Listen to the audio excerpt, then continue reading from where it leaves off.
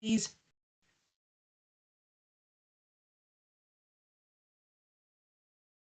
Thanks, Laura. Convener.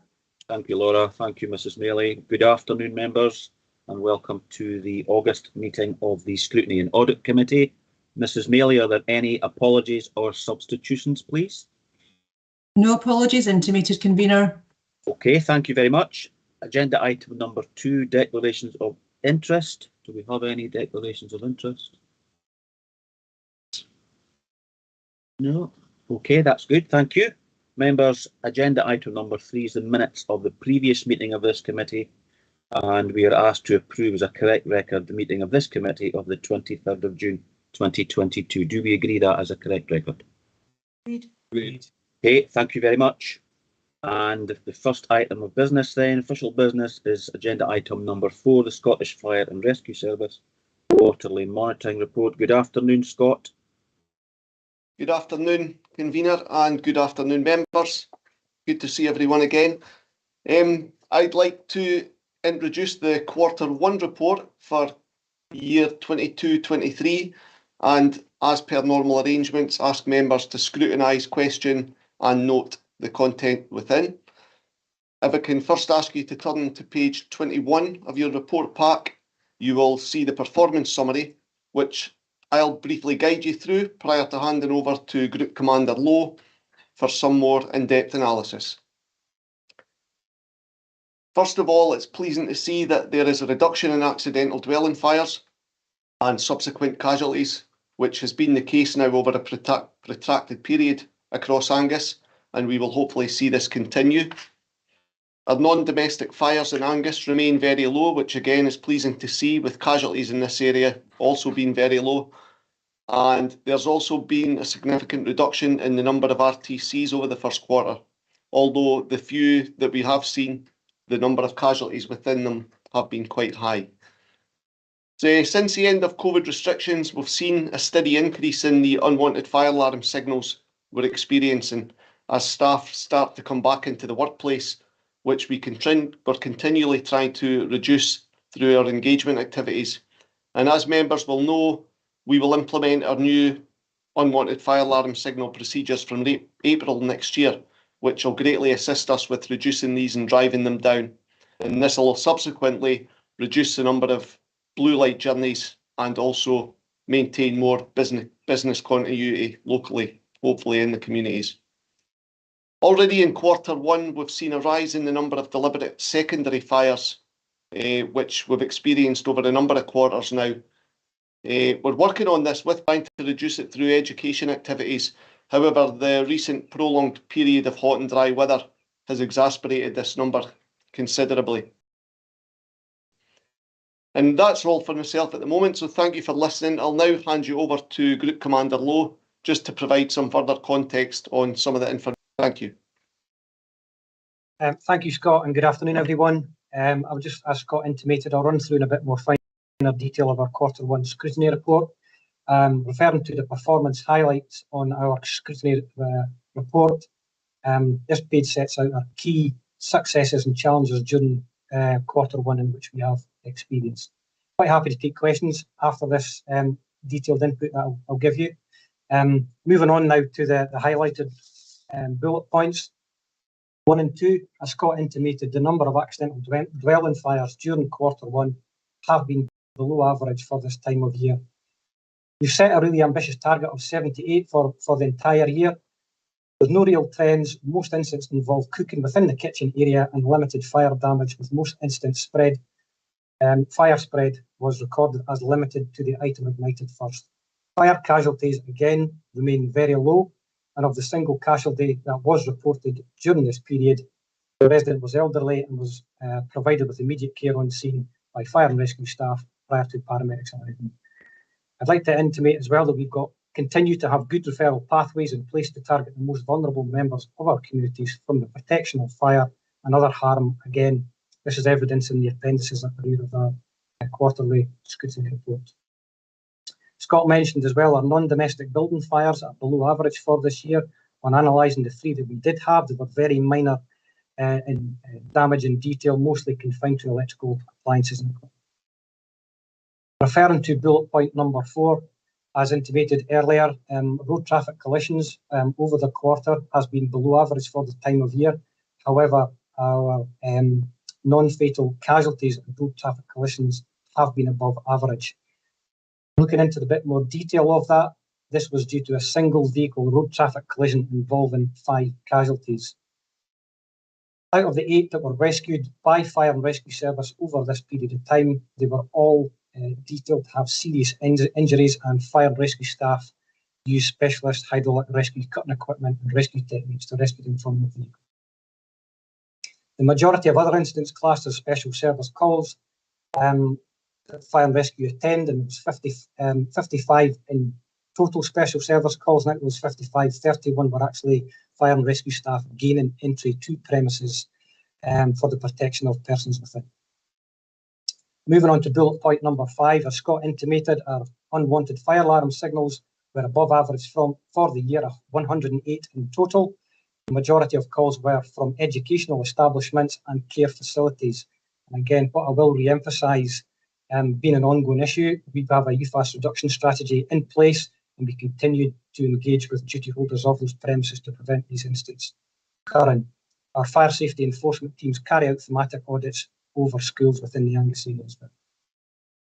Referring to bullet point number 6, and I've highlighted we are below average in deliberate primary fires for the reporting period, but are above average for deliberate secondary fires.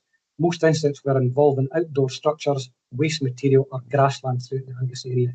And again, I'll highlight the long periods of dry weather that we've had has possibly been a contributing factor. But we are continually engaging with our partner agencies to prevent this antisocial behaviour occurring. Moving on to the final 2 bullet points, 8 and 9 in my report. We continue to risk assess premises that are at risk to our operational frontline crews, and training is a key priority for us.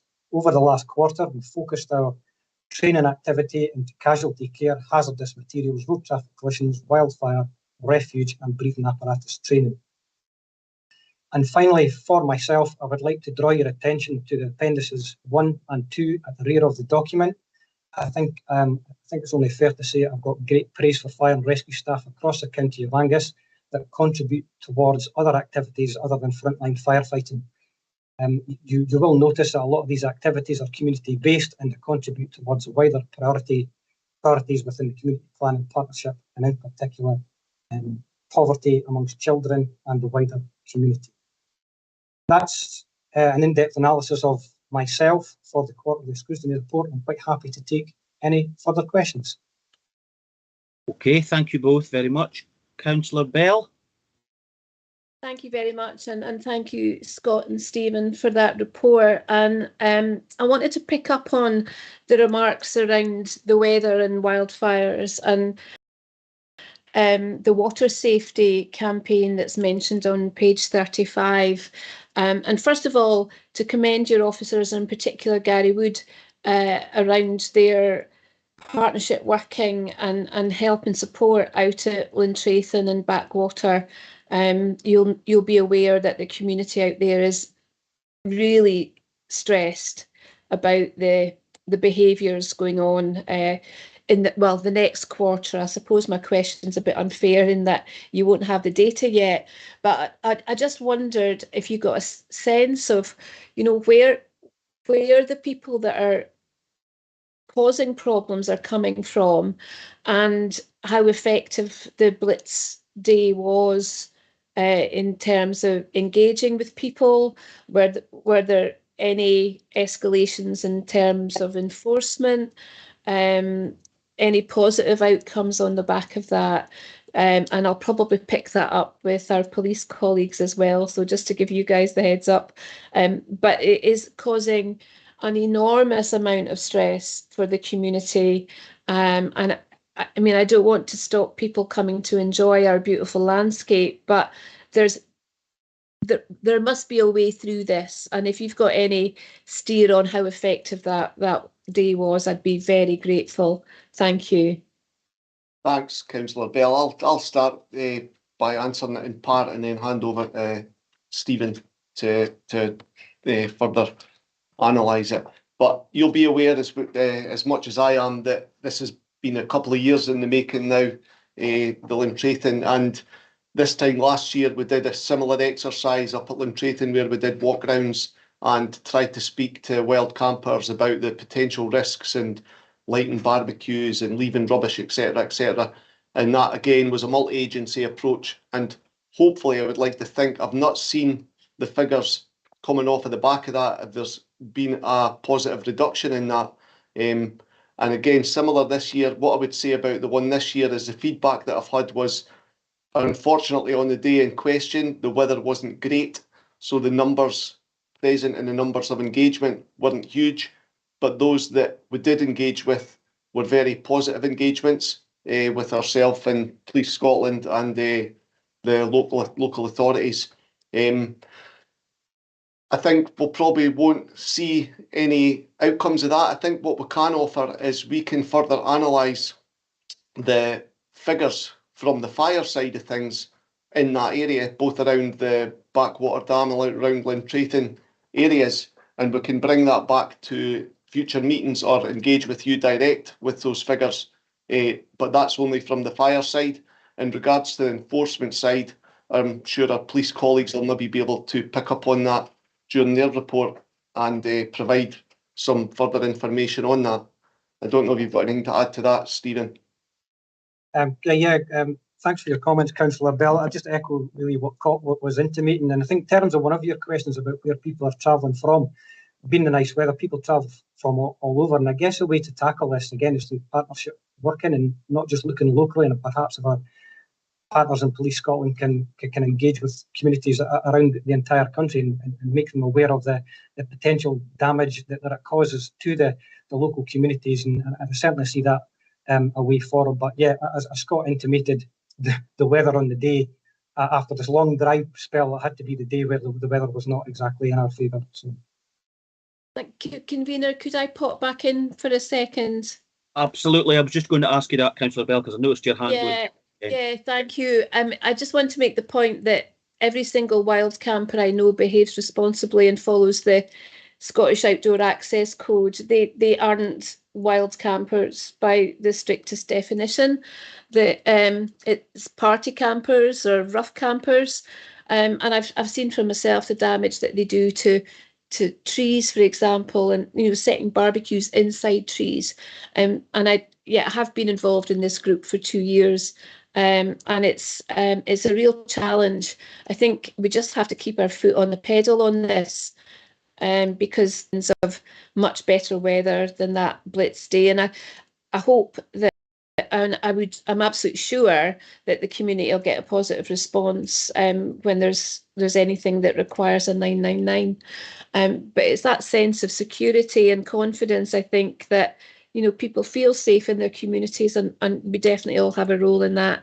So thanks very much. Okay, thank you. Councillor Dorn, a question.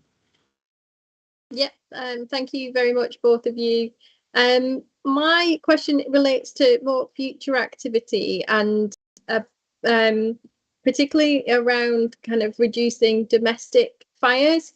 I wondered if you'd considered the increased risk that might be coming this winter as people look for alternative ways to heat and light their homes, and if there was any activity being planned around that. And I know this is future focused, but obviously this is somewhere in the report where you've made really good progress, but it might be something that hopefully doesn't change. But there is a risk, I think, coming in the future there. So I just wanted to ask that question and to see what's being done in that area. Thanks, Councillor Dorn. Again, I'll start to answer the question and hand over to Stephen for a bit further analysis. It's funny, it's a very, very similar question that I had at Dundee Scrutiny last night about the risk going forward, and I can wholeheartedly say that I personally see it, and the SFRS see this as a real potential risk going forward with the cost of living crisis and how people will heat their homes in the future, in the coming months, in the very short timescales between now and the winter. We're probably looking at things like a lot more open fires, old paraffin heaters coming out of isolation in garages, and it's a real risk, and it's a real challenge that people are going to face when it comes to finance and heating their homes and energy use. So yeah, just to reassure you, it's something that's very much on our radar, and what we're doing at present is through all our engagement, our community engagement activities, is just trying to continually highlight the risks with electrical items, with different methods of heating, with different methods of cooking, and that's part of our sort of makeup when we're doing any of these community activities. What I would say as well is if any constituents, or you're aware of, make your constituents aware if there are any areas of concern, or if they've got any friends, relatives, neighbours that are concerned about that, please tell them to contact us directly through the numbers that are available on our website, and we can come out and carry out one-to-one visits and provide some safety information and safety advice on the use of all these types of heating things and cooking things. But yeah, just to reassure you, it is something that's on our radar and something that we're considering going forward, and we're trying to pick up as we go along in advance of what we know is to come. And I don't know if Stephen, if you've got anything to add to that. Just if you don't mind me saying, in addition to all the material that the Scots went through there, and I think what's key for us as well is educating partner agencies, so when they're going into their clients' homes, that they're picking up that potential fire risk as well. So they may not be known to us, but they be known to the partner agencies. And our community action team will continue to engage with our partner agencies and educate them accordingly, so they can pick up that fire risk for us. And as Scott says, that home fire safety visit and referral pathway that we have to our partner agencies will be key to reducing those fires and reducing that risk going forward.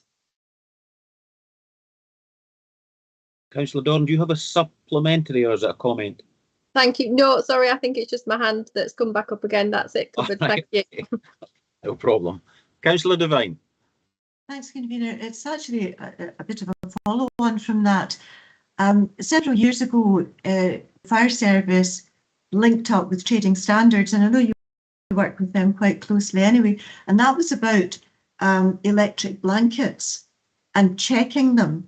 And I do feel that, again, people are going to be probably using electric blankets a bit more, but the findings were pretty stark at that point when many of them were brought along and many of them were condemned. But you did actually have, you had found a grant which meant that you could actually give out new ones. And given that electric blankets don't use a lot of electricity, it might be a way that people can help themselves from getting too cold. So thanks, Convener.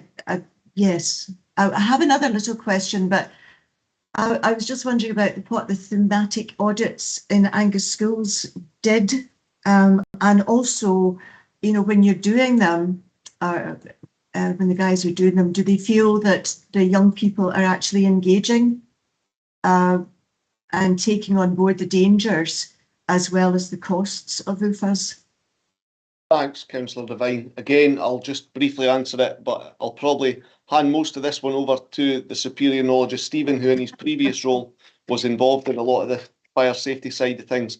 I recall the electric blanket thing where we trained up some of our staff to carry out testing, safety checks on electric blankets. But I'll allow Stephen to come in and talk about that, because I think he was maybe involved in that at the time. In regard to the thematic audits, this was off of the back of incidents that were happening, an increase in incidents at school, and it came through the scrutiny at the time and through the community planning partnership as a request to try and target the schools and see if we can reduce the instances of unwanted fire alarms and fire raising and a little bit of antisocial behaviour in some of the schools as well. We've seen a slight spike in this again with recent TikTok activity with young people online that seems to be spreading across the different areas regarding setting fire alarms off and how many times you can set it off in a day. And as part of the thematic audits, we're talking about this, but predominantly the thematic audits that we carry out is checking out the fire safety in the schools and the procedures that are in place and the emergency evacuation procedures and the emergency lighting and all the safety measures that, should there be an incident, we can reassure that as much as possible the building itself and the occupants within the building are as safe as they possibly can be. In regard to the engagement with the pupils within the school, that comes around about our community action teams who go around doing things like safe ciders and school activities involving them. And what we find in general, I would say, across the piece is that any activities that the SFRS do partake in around schools and with our youths tend to reflect very positively, and they seem to really want to engage with us as an organisation and as an entity, whether that's because we often have fire engines sitting outside that they can go and have a shot of and have a play. I don't know, but there is a very healthy relationship there, I think, between ourselves and the youth communities across Angus. And I'll just hand over to Stephen, maybe a bit about the electric blankets. Stephen? Yes, I do recall several years ago that we did. I wasn't part of that, Scott. So, but I think going forward, I think it's a very valid point, and I think I think it's only fair that we raise this through our community action teams. Whether funding is available or not is questionable at the moment, because I'm not aware that there are funding at this present moment in time. So I hope that answers your question, but we will look into it, and obviously if that funding is available, we'll certainly bring that forward. In terms of our fire safety enforcement audits, to let you understand, our enforcement audit officers will go out to the duty holders of those schools and the business partners and inform them on their legislative obligations in terms of what their duties are under the Fire Scotland Act. And Scott went through a number of these areas of concern. That has evolved over recent years, and our unwanted fire alarm signals or UFAS calls has been a key part of that. And we will always offer advice and strategies to reduce that. Unfortunately, in recent times, as Scott intimated, our social media platforms have certainly, we saw trends on various social media platforms to cause disruption to local schools, but we certainly will continue to engage with the duty holders of those schools to reduce unwanted fire alarm signals. Thanks very much. It might be that trading standards have access to some funding through external grants or something like that. It would be great. Thanks very much. Thank you. Councillor. Sorry, Convener, can I Yes. just add, are so involved with community activities like gala days and all sorts of things like that, really do make your relationships with younger people more positive. And I'm sure that's why they take on board some of the stuff you're saying. So thank you very much for that. Thank Yes, you. I'll echo what Councillor Devine has just said, because I've been reading in the report about the activities that you're up now. It'll be all your stations, I know that, but I think the ones mentioned in the report were Carnoustie Montrose and Brechin's training with the ambulance service. So well done, guys, and take that back from this committee that we appreciate everything you're doing in the community as well. Thanks, During a very difficult time. Councillor Proctor, a question. Yeah, thank you very much, Convener. My question is very much the same as Councillor Bell, and I do thank both Scott and Stephen for the information. But the question really is, are we going to be able to have a joint sort of communique between fire and rescue to give reassurance to people who live in the Luntrathen and Backwater Dram areas and other rural communities where they've been sort of afflicted by this sort of lot of senseless behaviour? A lot of people have actually gone out, done their own thing, cleaning up, and as Councillor Bell said, we've involved it for quite a time, and it would just be nice if there could be some kind of joint communique which maybe be given out by both agencies to reassure people from these areas. Thanks, Councillor Proctor. Yeah, as you know, and as members will be aware, ourselves and Police Scotland work very closely as a partnership in a lot of areas in regard to antisocial behaviour, fire raising, etc., etc. So I think it's something that wouldn't be too difficult to achieve. between the two agencies. We could put out a joint communication that could be cascaded down to local communities just to inform them of the steps that we are taking as a multi-agency in their local areas, and make them aware of what is actually happening to try and reduce the occurrences of the camping issues and the party issues, if you like, that we've been having, and even some of the outcomes that we've managed to achieve through that joint working. So yeah, that's something that I'll take away, Councillor Proctor, and speak to my police colleagues about, and see if we can come up with a joint communication to pass on to communities. Thank you very much for that, Scott. Thank you. I noticed that Phil Davidson's got his hand up. Does he maybe want to make a comment on that?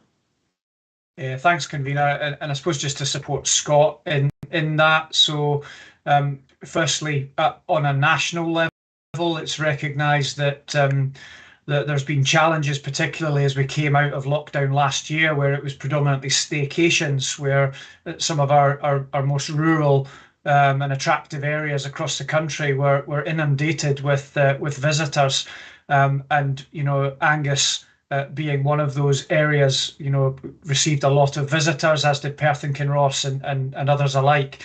So in response to that, there was a national visitor management strategic group set up, and that had involvement from policing, from fire, from Scottish Government, from clearly local authorities, park wardens and such like. And that developed a range of approaches to try and support the visitor management experience on the positive side for people, and to clearly enhance the beautiful areas we have, but also on that responsible citizenship and what was needed to be put in place to encourage responsible camping and usage of remote areas. So that work has continued again, and we've seen more of a greater return to international flights. Certainly on the local basis, our local community officers have most rural areas and hotspots as a focus for attention, and I'll give that continued commitment, along with Scott, that our two services, along with the local authority, will clearly continue to link in together to do what we can for the local communities. Okay, thank you very much, Phil, for that. Thank you. Any comments from members? Councillor Shepherd, thank you. I just want to thanks for the report and went on the food bank initiative at the Arbroath fire station. That was good to see that in the report, and it's something that maybe could be winding out to other fire stations. And I think also that the food bank at the fire station, it's a type where folk can, if they're aware of it, they can go and help themselves. There's no means testing or having to prove anything like that, and it gets replenished. So I thought that was a great example of seeing something from a fire station other than a fire service and a bit of modernisation there. So that was great to see that in the report, and just also happy with the other positive work, including the engagement at Carnoustie High. So thanks for that work, guys. Yeah, thank you. Thanks, Councillor Shepherd. And just to reiterate, yeah, that was something that stemmed from the Carnoustie initiative that started there with the food banks, and it started to roll out towards Arbroath. And the hope is that we can carry that on and do similar initiatives in most of the other built-up areas across Angus. Because as you say, at these times of need, it's well received, and it's like you say, there's no stigma attached. You just come in and help yourself, and the community keep it stocked up, the local community. So it's communities helping themselves, which is what we're aiming to achieve as well. So no, thanks very much for your comments. Okay, thank you. Anyone else? Comments? Right, well, that's been good. A lot of questions and positive comments there as well. And we've got one recommendation we are asked to note of the attached quarterly monitoring report. Do we agree to note that? Okay, thank you very much to the Scottish Fire and Rescue colleagues. Police Scotland, agenda item number 5. It's your report now. Thank you. Thank you, convener, and good afternoon, everybody. Great to see you all again For information today, I'm joined again by Chief Inspector Leanne Blacklaw, who, as most of you will know, is our local area commander for Angus. And further to interest in road safety at the last session and mention in the meeting notes, I've also arranged for Inspector Greg Burns to be here today. Greg leads our road policing branch that covers Tayside. In terms of the policing report, it covers Q1, which is the reporting period of the 1st of April 22 to the 30th of June 22, and that is measured against the comparable period in the previous year and against the 5-year average. As always, members will appreciate that the report provides performance update and contextual information against both the local policing plan, but with linkages into the national policing objectives, as well as showing the supporting routes to the Angus Community Plan. And as per last quarter, and even just that short reference there to visitor management, I would advise members again that the impact of the coronavirus pandemic in the previous years does continue to make year-on-year comparisons challenging, and that's due to the various levels of restrictions that have been in place at different times. I trust members have had the opportunity to read the detail in the report, and we certainly wouldn't intend to go over the full submission, but like fire service colleagues, I will pass to Chief Inspector Blacklaw in just a second, who will be able to provide a brief summary overview of the key points from the report, and she'll be supported by Inspector Burns, who will give members a bit of an overview in terms of the road safety, roads policing section within the report. And then we will all, the three of us between us, be more than happy to take questions as always. Thank you. Yeah. Thank you, Chief Superintendent. Good afternoon, everyone. I hope you're all well. I'll now go over some of the key points of the report. In Q1, we've seen a welcome reduction to the number of robberies in comparison to last year. This number of serious assaults is the same as last year, as is the number of emergency service assaults, with both of those being one crime over the 5-year average. There's a slight increase in the number of common assaults, and this figure slightly above the 5-year average. However, this remains lowest in Tayside, with the detection rate being higher than the divisional and national average. We continue to prioritise crimes of violence in Angus and ensure that all efforts are made to identify and trace perpetrators of violent crime as soon as possible so we can bring them to justice. We continue to work with our partners to maximise opportunities to prevent violent crime and to also ensure that victims are offered the appropriate supports. Moving on to acquisitive crime, the number of house breakings to dwellings has reduced compared to last year. However, unfortunately, motor crime continues to rise in keeping with the divisional picture, and fraud continues to rise, again in keeping with the divisional picture and also the national picture. The divisional acquisitive crime series, which has seen offenders travelling across Tayside to commit some of those crimes, has been given significant focus, with teams from Angus, CID, Dundee, Perth and road policing all working together to identify and disrupt those involved in these crimes. And to date, we've got 19 known criminals have been identified for a significant number of those crimes, which have been committed across the Tayside area, with the majority having been arrested and charged, and 9 of those are currently in prison on remand. We're fully aware of the impact that these acquisitive crimes have on our communities, and will continue to work together to prevent these crimes and to fully investigate those which occur. Moving on to public protection, domestic abuse remains a priority for Angus, and all domestic incidents are subject to review locally and also by our divisional domestic abuse investigation unit.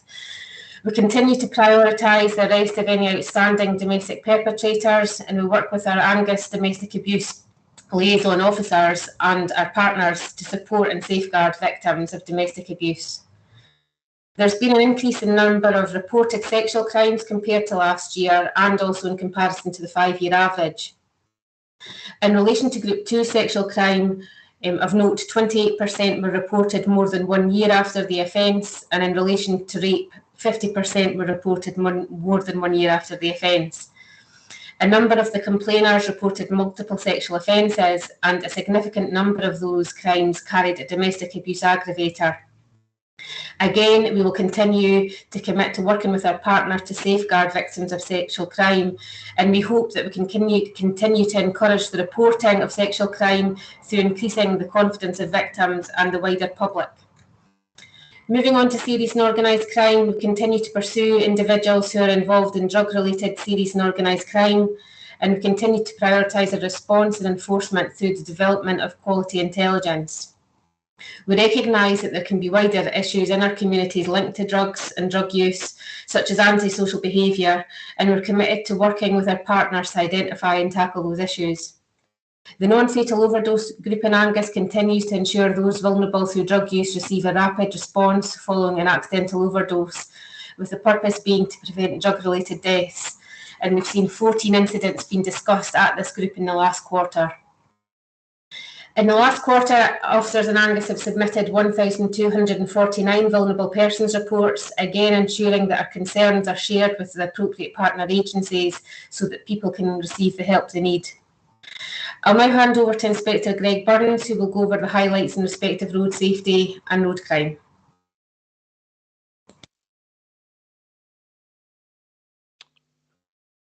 Thank you, Chief Inspector.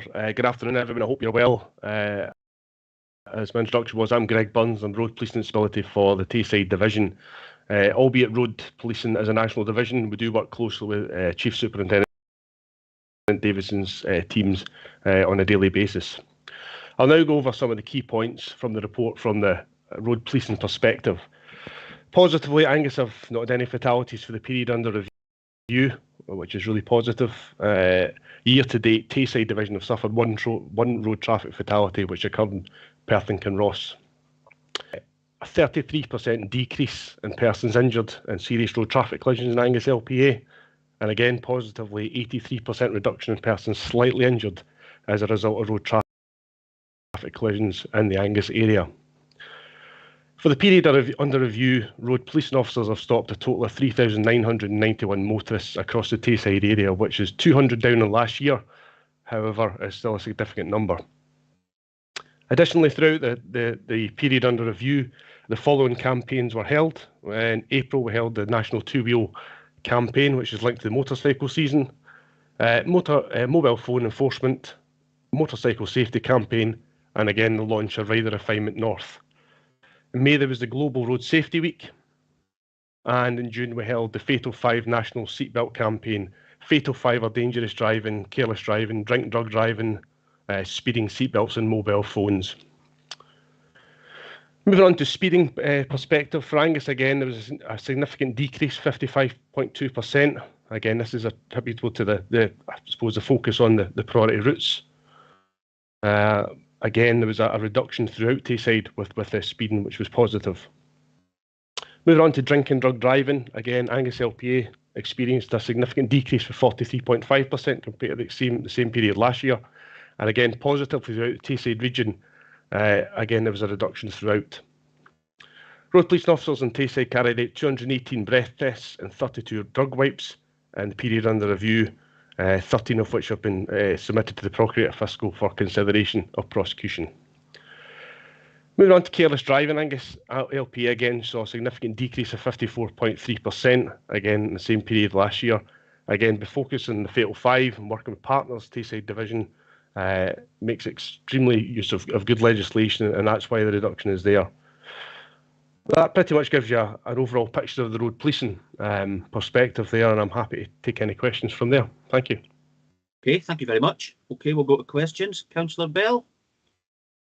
Thank you very much, and you'll be aware of my continued focus on the sexual crimes and domestic abuse statistics. So I'm not going to go into that at the moment, but I'm very grateful for Inspector Burns coming along today on the back of my questions at the last quarter report. I notice on page 60 the priority routes are the M90, A90 and all the other A roads. My concerns are concerns that have been raised with me with constituents are around the rural areas and rural road safety. I've had reports of really reckless driver behaviour, again in the Kerry Landward West area, and also the reckless and careless driving of timber trucks coming down the glen, which I've raised. I'm a frequent flyer with our road traffic coordinator, I'm afraid, on that one.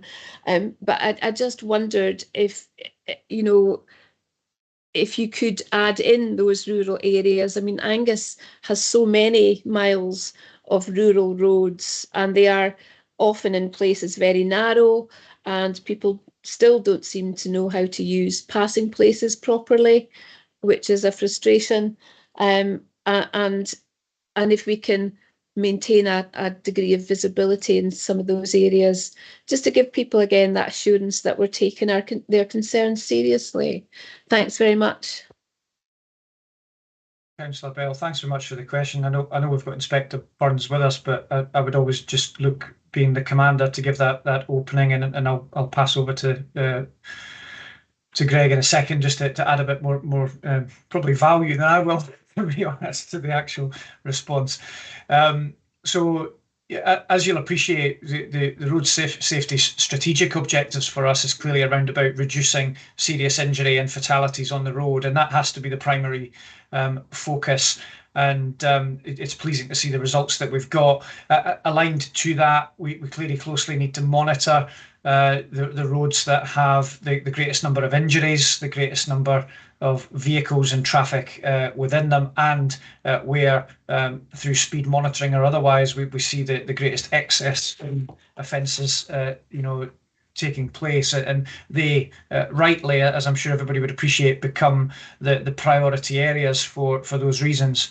But that is not in any way to forget about our rural roads and our residential areas, where they can be subject of vehicles in antisocial behaviour usage, in speeding, in dangerous circumstances, in risk taking around about drink and drug driving, and so on.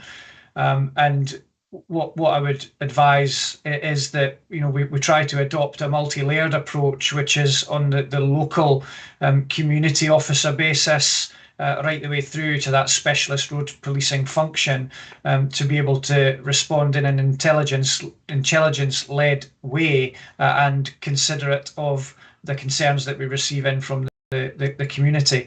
Greg and his team are involved in daily meetings with the division, and that's really helpful in helping to focus the resources jointly on where they need to go, and that is done on a risk assessed basis. Where we may have concerns in a certain area, we will certainly look at what's the best tools to potentially deploy at a certain time. Now, that may be that it's a period of speed monitoring that needs introduced, as opposed to immediate enforcement action, but it could equally lead to increased presence, community teams, response teams, or roads policing officers. So I would encourage, as always, that any specific concerns about specific localities and specific roads get fed in, because that helps to feed that assessment picture so that we can respond accordingly. But I'll pass over to Greg for anything he would wish to add on top of that. Thanks, Chief Superintendent. Thanks for your question, Councillor Bell. As Chief Super's just said there, it's a multi-layered approach in respect to how we approach these things. The two instances are brought up in respect of the antisocial driving in Kirriemuir. We're linked in very closely with Chief Inspector Blackwell's team, and there was obviously resources put to that to actually obviously make an impact in that. Again, everything we have in respect of the priority routes is based on statistical data and where the collisions occur, where the most traffic is on the road. But that's not to say we forget about the lesser areas, some more rural areas.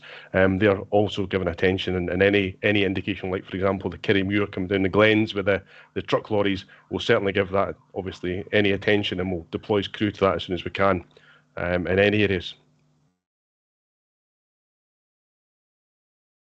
Okay, thank you very much. Do you have want to come back, Councillor Bell?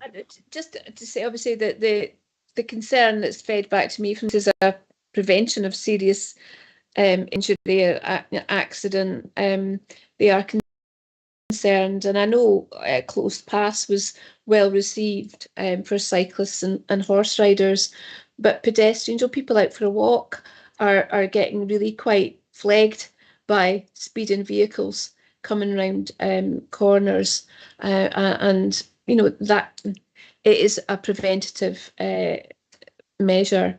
So I'll feed back what you've said today, and ask people to continue to report incidents where they can. Thank you. Thank you both. Councillor Shepherd, a question? Thanks. I just wondered for a bit more detail on the vandalism figures. 174 to 182 to 194, so just slight increases there. And just a bit concerned with the backdrop of the cost of living crisis, things like that might have a negative impact and cause over time a rise in this, if we're already seeing a slight rise now. I know there's a lot of good work at a police level and at a community level, like there's things being offered for perhaps young people to do, or you know, try and get people involved in positive things. There's a lot of good work going on there, but it just is concerning for me to see the rise in those numbers. I'm just wondering if there's any initiatives you've got to try and nip them on the bud, that kind of thing. Thanks, Councillor. I'll pass to Chief Inspector Blackwell in a second. Maybe it's just specifically around about the local challenges and initiatives around about vandalism, but on your point around about cost of living, and I suppose a bit like our fire service colleagues that were on just a short while ago, we are alive to the potential risks that, in fact, not potential risks, the live risks that come from this. We've already started to see some slight trends in changes to shoplifting, for example, in terms of increased instances of foodstuffs and essential items being taken. That is an indicator of cost of living impact, unfortunately, and equally displacement of people through a variety of circumstance and otherwise may lead to instances of antisocial behaviour and other crime types. So it's something we're very much alive to and working not just with fire service colleagues and local authority, but on that national basis to ensure we've got that understanding around about where we as a policing service and with partners can create best advice, support and approaches into our local communities. So certainly acknowledged, I guess, is what I'm saying in terms of the cost of living impact that might be, but I'll pass on to Chief Inspector Blackwell just around about the vandalism question in particular. Thank you, Superintendent. Thanks, Councillor, for your question. Yeah, a really valid point, and one that we're continuing to monitor and mindful of in anticipation of potential rises to vandalism and other similar crimes. Of note, although there is a slight increase, that's in comparison to last year, and we're still seeing a reduction in the 5-year average. So we're now seeing more people out and about compared to last year, as we know, with lockdown conditions, etc. So that slight increase could have been expected given the return to normality. We're aware, and we've had recent meetings with our partners in response to hotspot areas of antisocial behaviour, including vandalism, for example, Forfar, also in the sort of Montefieth, Carnoustie area. And we've seen a really positive and robust response to that, where we've engaged with social media, with the community through social media. We've engaged with our community wardens and just getting out on foot in these areas and speaking to people, the people who are involved in perhaps causing the antisocial behaviour and advising accordingly and educating accordingly, but also in the wider community and getting some feedback from that. And that's something that we'll continue to do going forward. So again, just appreciate sort of anybody reporting these concerns early on, so we can try and get in early doors and mitigate this becoming a larger problem. Okay, Councillor Shepherd. Okay, thank you. Councillor Devine. Thanks, Convener. I wasn't going to speak about road safety, but I wanted to pick up on Councillor Bell's point about the rural roads. What I hear from people is that they wouldn't go out on their bikes onto the rural roads, like the Arbroath Road out of Forfar is the speed that people go at there is incredible when it is such a windy road. Possibly the reason we don't have more accidents is because people are not going on these roads. They're not cycling. So that's just one thing to maybe think about. I was interested on page 74, where I was talking about welfare visits. This is people using drugs. And I just wondered if you had any kind of statistics available to tell us the percentage of people that are engaged with who actually take up offers of help and support, because I know you put a lot of effort into this, and I would hope that people would grab the opportunity. I fear that's not always the case, but that would be helpful to know. And I think I had another one on, oh, I think it was on drugs as well. Oh, Operation Singletail. Yeah, I just think it must be so frustrating for you when you apprehend a supplier and then the courts take ages to deal with it. And that means, of course, that the communities are still being impacted by their continuing behaviour. I just wondered, are you seeing any improvement in the time taken by the courts post-COVID? It looks as if there might be a worsening coming up if we get strikes. But I just wondered what the situation is just now. Thanks, Councillor Devine, for your questions there, which I picked up three of them, or three areas. But the first one, just relative to the bikes, I would refer to the comments made by Inspector Burns and I earlier on that if there are those community concerns, we'd really appreciate them getting fed in. It's that greater access to information and community fear and community concern that will allow us to assess and inform the policing response. Beyond that, you certainly have that continued commitment, as was described earlier, to the priority routes and areas for the reasons described, but also that we will and do have visibility into our rural and urban areas, as you would expect. So hopefully that gives a bit of assurance just around about that particular point. In terms of the court delays, so I'll come on to that one next.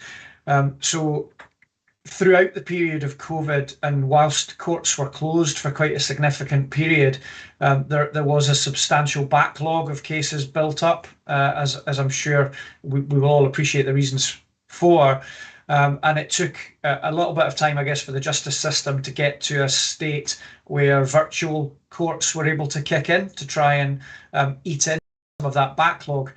So the virtual court approach certainly helped, and has helped to, I guess, not make a lengthening list of cases even longer, and it certainly assisted as we have come out of the COVID period. We are now clearly seeing a return to full court business, and we work routinely with justice partners around about that, such that the volume of trials and cases cited are now well in excess of what they would have been in pre-COVID periods.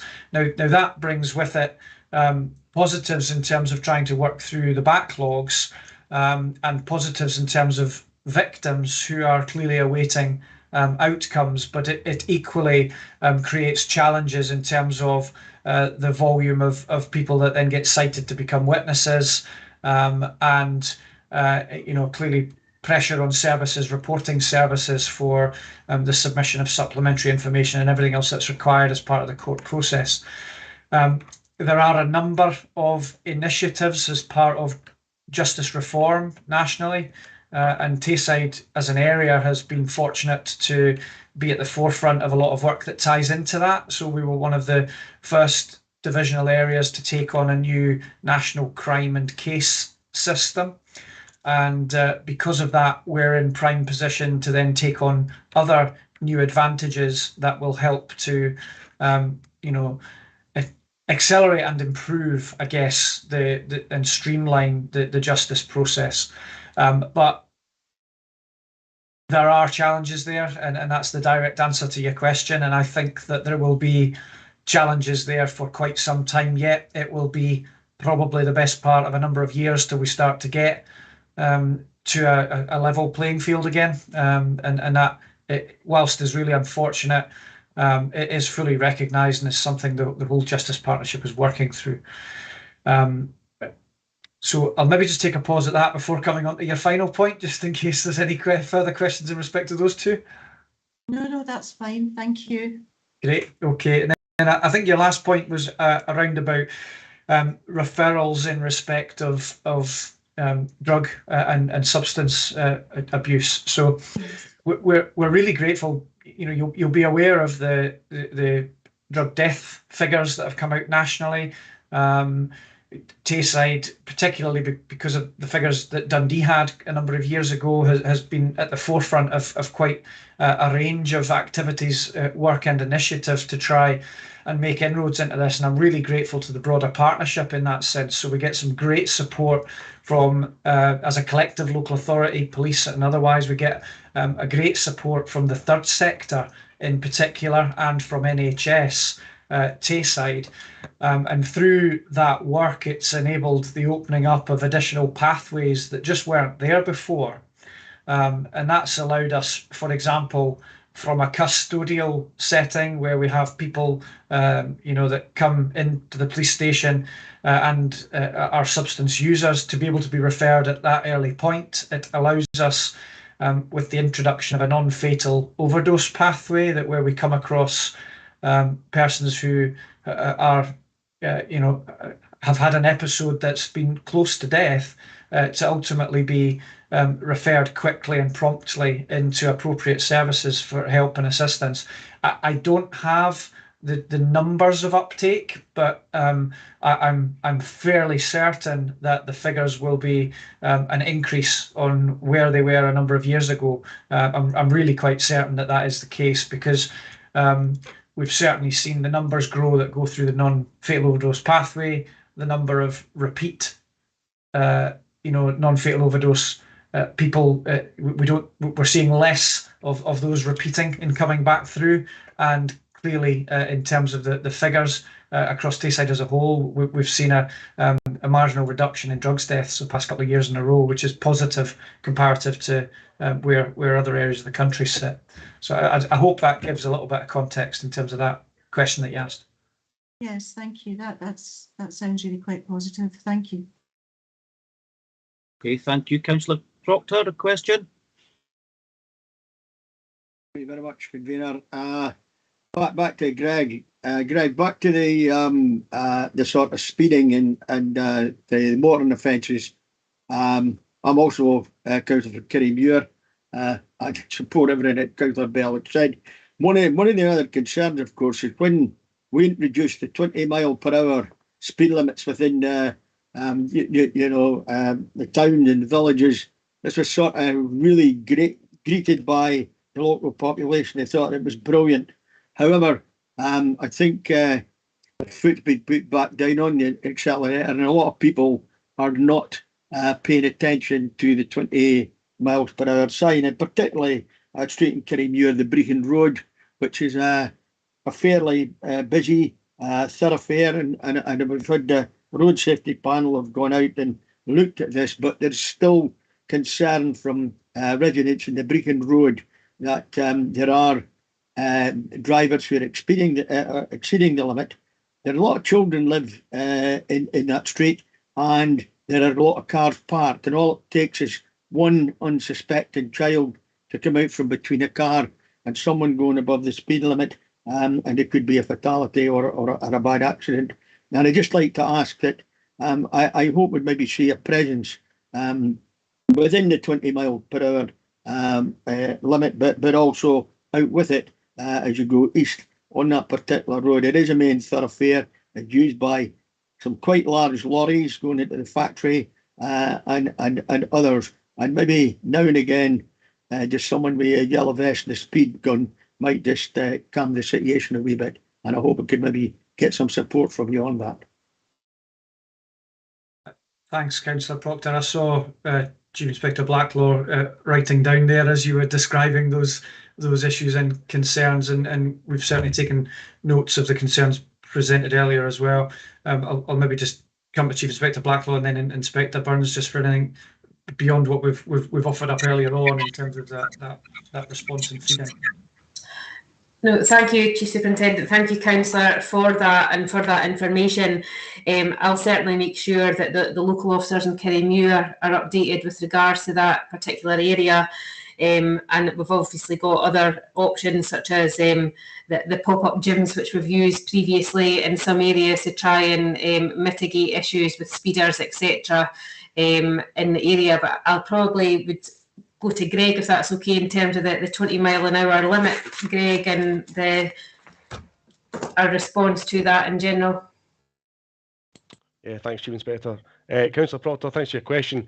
The 20 mile an hour limits are generally not routinely enforced or are policed by ourselves unless there's possibly a school or a secondary hazard on there. The 20 mile an hour limits come out, and obviously initially there was secondary roads furniture there to obviously reduce the speed of motorists. But again, as the Chief Inspector says, the pop-up gyms have got really good success. Perth and Kinross have actually got a community speed watch sort of programme which works really, really effectively. But obviously, we'll, as I said to Councillor Bell, we'll be up there. We'll give a high visibility as much as we can. We'll link in with Chief Inspector's team, and we'll certainly be a presence there to obviously reduce the speed limit and obviously improve the safety. But all the points you've noted, I'm taking on board. Thank you very much. Thank you both. Thank you. Okay, thank you both. All three of you, thank you. Councillor Speed, a question? Yeah, thanks, convener. It was regards to page 80 and the other key activity. I just noticed slight differences in reporting compared to the last period. So in the last period, there was the figure in terms of incidents that were reported, as well as the vulnerable persons reporting. So just wanted to kind of a wee explanation on that. And also just wondering in terms of the breakdown in the types of concerns that are being reported, do you keep data on that? For example, specific to, say, mental health or suicide. And also just picked up that on the last report, it didn't give a percentage in terms of the missing person calls report. It states that 72% were aged between 10 and 19 years old, and I just wondered how that compared to previous periods.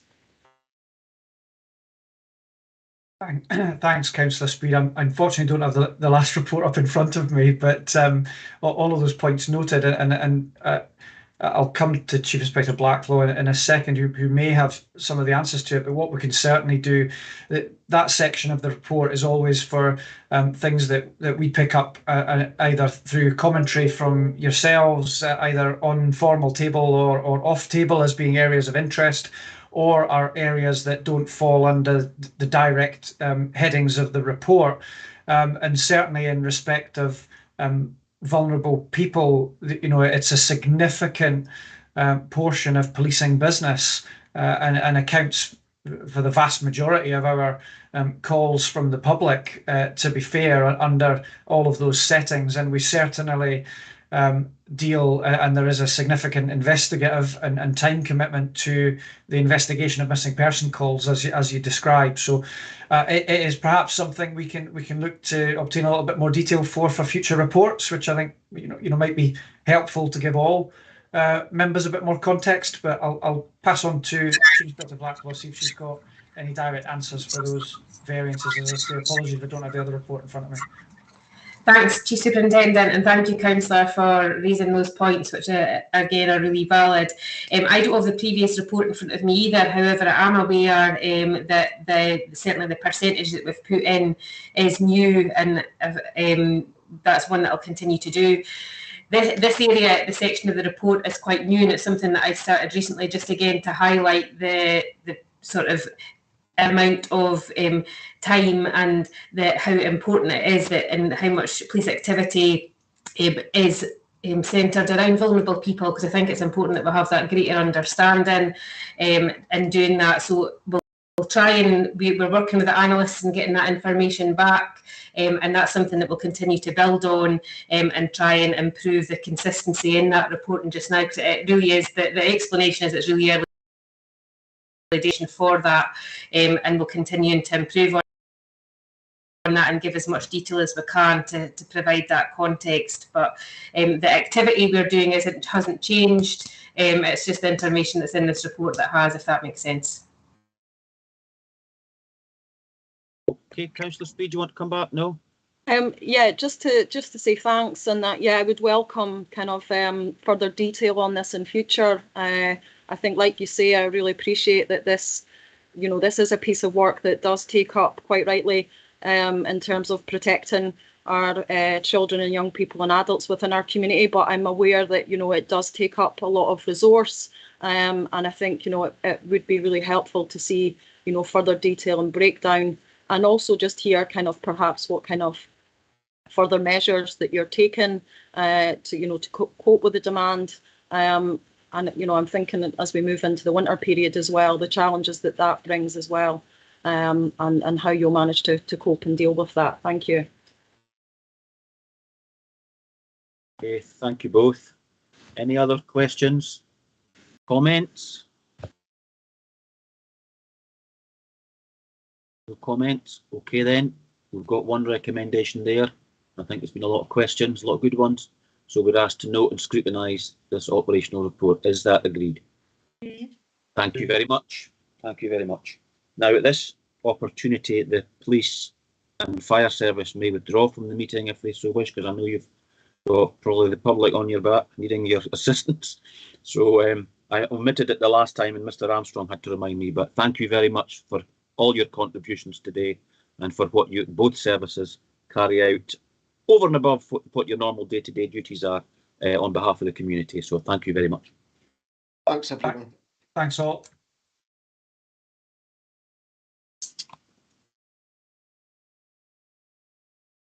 Okay, members, agenda item number 6 is the internal audit activity update. And I believe it might be Mrs. Wiley that's going to introduce this report. Thank you. Yes, thank you, convener. So I'm starting on page 84. This is the report with the update from the activity that's been undertaken by the internal audit and counter fraud teams since we reported last in June, and also an up-to-date picture of where we are with the implementation of the recommendations from previous reports. There's just a couple of things before I get into talking about what we're reporting today that I wanted just to bring to your attention. At the top of page 84, at paragraph 3.6, there were 8 audits from 21-22 that were still in progress, and at June 2022, and we're bringing the report on one of those to you today. It was just to let you know that the others have all progressed. Some of them have progressed further than others, and on page 89 you will see the table which shows you what stage each of these are at. We do have draft reports out for a number of these, and I'm hopeful that if not all, the majority of these will have been reported by the time we get to the next meeting in October. The next paragraph, 3.7, is just to let you know where we are in terms of impact on resources. One full-time member of the audit team has been seconded out of the service from August through to the 31st of January 2023, and in order to be able to deal with that, we've undertaken a couple of things. One of our part-time team members has agreed to work an additional day a week until the 31st of January, and also there's a report coming up to the Policy and Resources Committee asking for permission to put out a tender and to procure an extra 30 days of general audit input from an external source. We're also, as I've noted at 3.8, we're going to review the plan just to make sure that we can actually deliver. I think we'll probably come back in October with a revised plan, which might have a couple of projects taken out of it, but I will make sure that whatever we do, we've kept in the ones that people have previously told me they really want to see this year, and also that will make sure there's enough for me to be able to provide the assurances that are required in June next year. So if I move on now just to the items we're going to be reporting today, the first one is the procurement tendering exemptions, and the second one is the duplicate payments from the creditors' continuous auditing. So I think I'm now going down, sorry, just find the right page number for you.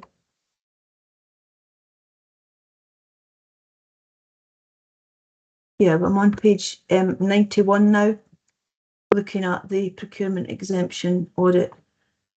This audit was a review of the processes and arrangements that are in place for the authorisation of contract exemptions to make sure that they're complying with the Council's financial regulations and in terms of the legal compliance that's required here. I think it's important on this one to say that whilst there's corporate procurement guidance around this, and obviously there's information in financial regulations, it's the individual services that are responsible for keeping the records around how these exemptions have been undertaken. And if you go down then to page 93, you'll see that the overall level of assurance that we've given for this piece of work is limited.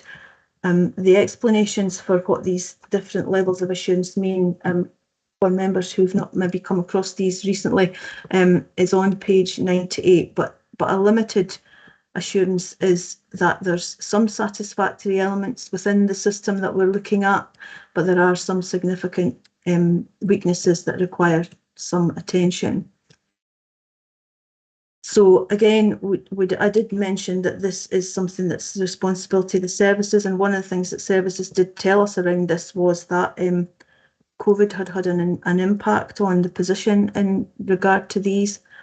And I think just for context, it's worth mentioning that other procurement pieces of work that we've done around procurement have not resulted in limited assurance. They've had a stronger assurance level than that.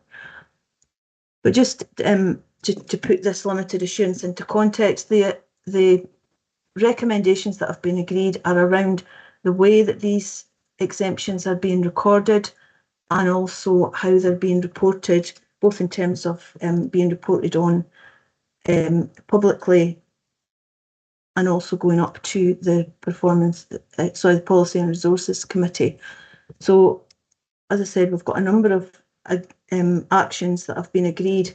Most of them are going to be undertaken by people in the procurement team to try and strengthen the guidance that's there for services to use, and also to change some of the way that services and procurement engage in sharing how this is all recorded.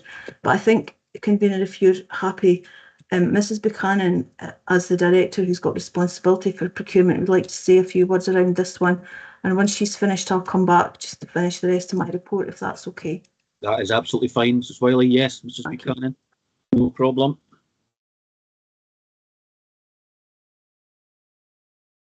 Apologies, thank you, Convener.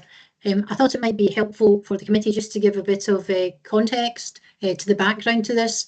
So just to clarify, in order to comply with both the need for best value and also the statutory legal requirements, our financial regulations outline a process that has to be followed in terms of buying goods, services and works. The financial regs also allow for exemptions to be obtained, which allow a different legally compliant process to be followed, which is in effect a negotiated direct award to a supplier, and that's in place of a quotation or tender process involving competition. There needs to be a valid reason for this different process to be used and set criteria. As the audit report says, use of an exemption should be exceptional and never routine, and it's not a substitute for pure procurement planning. Angus Council operates what's known as a devolved procurement model, as the internal auditor has outlined. This means that the services are responsible for carrying out the procurement themselves with the guidance and support of the procurement team. Services are also responsible for complying with the financial regulations, including the rules relating to exemptions. The report from audit has highlighted that the rules regarding exemptions have not been applied appropriately. We should always seek to have full compliance, of course, but I think it's fair to say, as the internal auditor has said, that COVID has had an impact here, and the issues are primarily in terms of follow. There are concerns about the contract registers not having the contract details of exemptions granted, and that exemptions are not being reported to committee as required. Audit have also assessed that improvements are required in compliance for exemptions and maintaining the exemption registers. There is in fact a new procurement manager in post, and she's been in post since March, and she's been working very closely with the audit team in terms of recommendations outlined in the report. These include refreshing the documentation and guidance to make it user-friendly, and in order to increase both understanding and compliance. The plan is also to bring each service's exemption register into one centralised function managed by procurement. This will support the services through provision of advice in an appropriate stage and add value in relation to procurement. In turn, this will also remove many of the concerns raised regarding inappropriate use of the exemption process. With the centralised register, we can issue a checklist to all those pursuing an exemption and include a reminder that each contract register requires exemptions to be added to it. In terms of reporting to committee, it's been agreed to incorporate into the annual procurement report details of the exemptions, and the first one will go to the Policy and Resources Committee this October. I would also add, Convener, if I may, that these are part of a wider programme of procurement improvements. The plan is that the procurement function will have greater and earlier oversight as to the procurement plans of the individual services. The centralised oversight will be key to this in order to increase efficiencies, generate savings, reduce waste and duplication, as well as increasing compliance. And also by increasing the level of procurement awareness across the Council through a planned training programme, the procurement function will naturally improve service-led compliance. Thank you. Thank you very much, Mrs. Buchanan.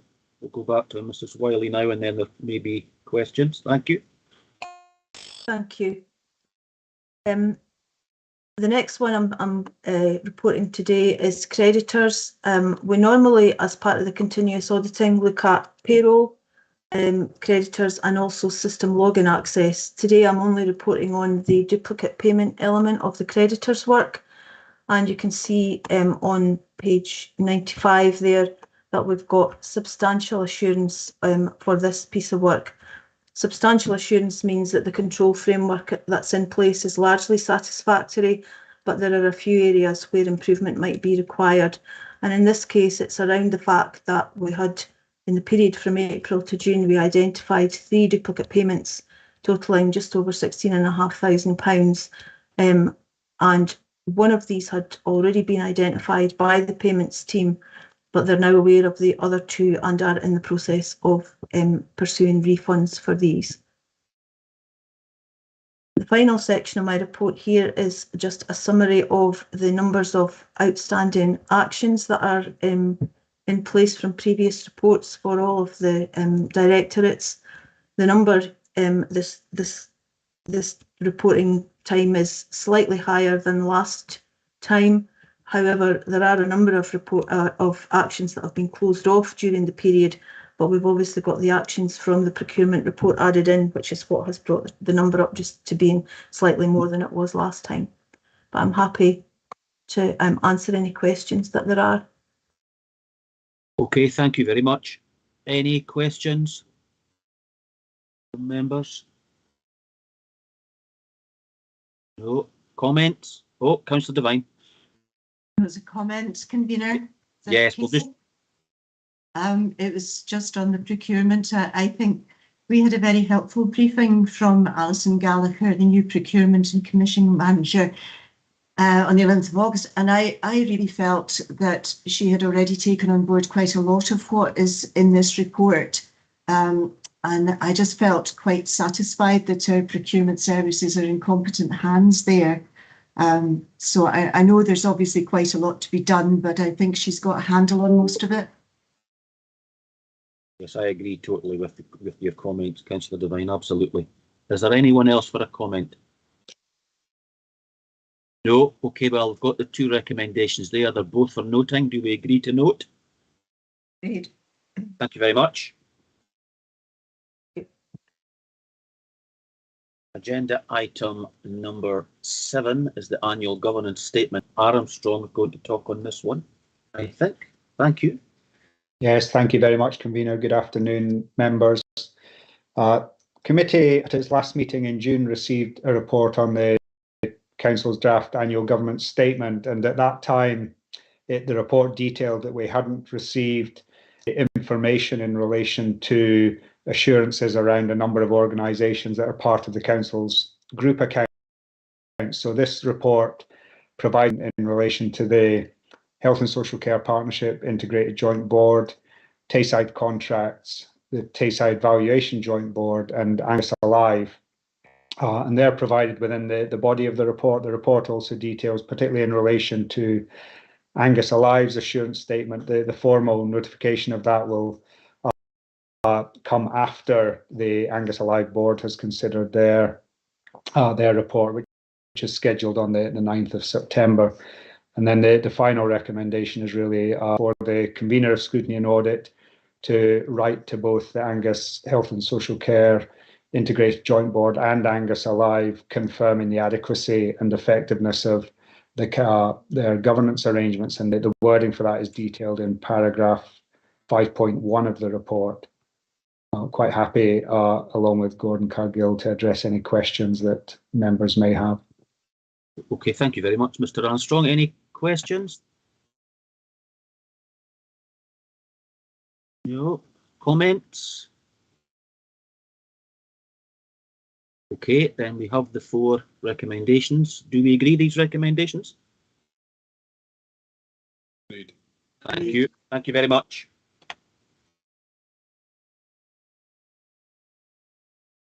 Okay, item number 8, Financial Overview 2020-21 and Overview 22. That's a report by Mr. Lorimer. Thank you. Thank you, Convener. Can you hear me okay? Yes, absolutely. Yeah, thank you. Good afternoon, elected members. This report is actually a joint report between myself and the Director of Legal and Democratic Services. It's a 2-for-1 deal in relation to this report. So there's 2 Audit Scotland reports which are covered by this report. I was going to speak to the first of those, which is the 2021 financial overview report. And these are reports that are published each year by Audit Scotland, reflecting on information from the local authority accounts and other factors. So looking first of all at the 2021 financial overview report, it's a national report. It's about local government finances as a whole, rather than specifically about only Angus Council. And the remit of the committee, the Scrutiny Audit Committee, is to consider such reports in terms of the relevance for Angus Council. So for new elected members, these type of reports will come forward over the course of the year on different subject matters. Now, the overview, financial overview report, it covers the period April 2020 to March 2021, so it is quite historic now, but it does cover the first full year of the pandemic and brings out some of the key issues which arose during that period in terms of the implications on the council's finances and budgets, etc. But it also does do some looking ahead in terms of the outlook for local government finance. You may have picked up from reading the report, I think there are 4 references to Angus Council specifically. Just to give a little bit of information on those, page, I think it's 116 of the combined papers. There's a chart there in relation to council tax collection rates, and the report makes the point that across Scotland those fell by 1%. During 2021, that was the kind of all Scotland average of a reduction in 1% of council tax collection. But by comparison, Angus Council's collection rates only fell by 0.5%. So just to give a bit of background in terms of how we've performed nationally in relation to that. There's also reference to our change programme on page 122 of the combined papers. That advises of from sample of councils that Audit Scotland have looked at. Those 3% of their planned budget savings were achieved in 2021.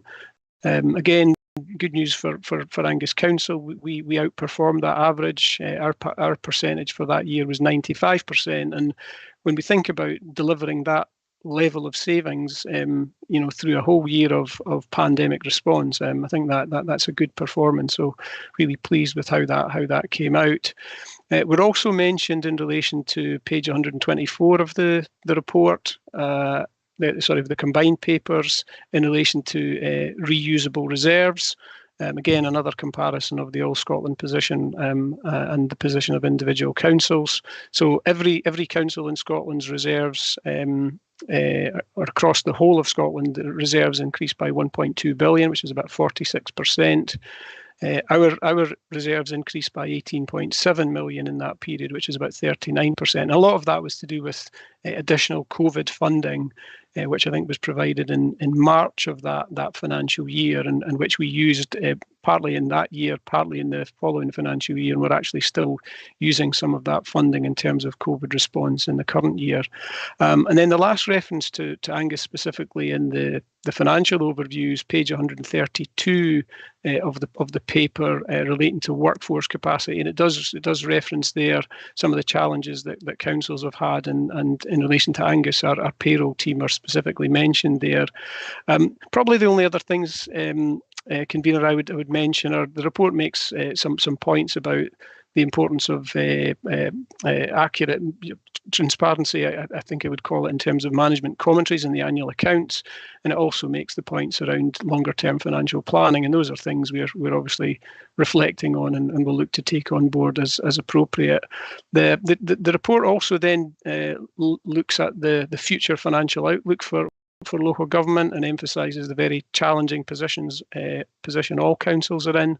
And I think I'll say more about that when we come to the later agenda item on the corporate risk register and the specific risk around financial sustainability. So that was all I wanted to say, Convener, by way of introducing the financial overview, part one of this report. If I pass on to Mrs. Buchanan, she'll do an introduction, I think, in terms of the second part, which is the 2022 overview.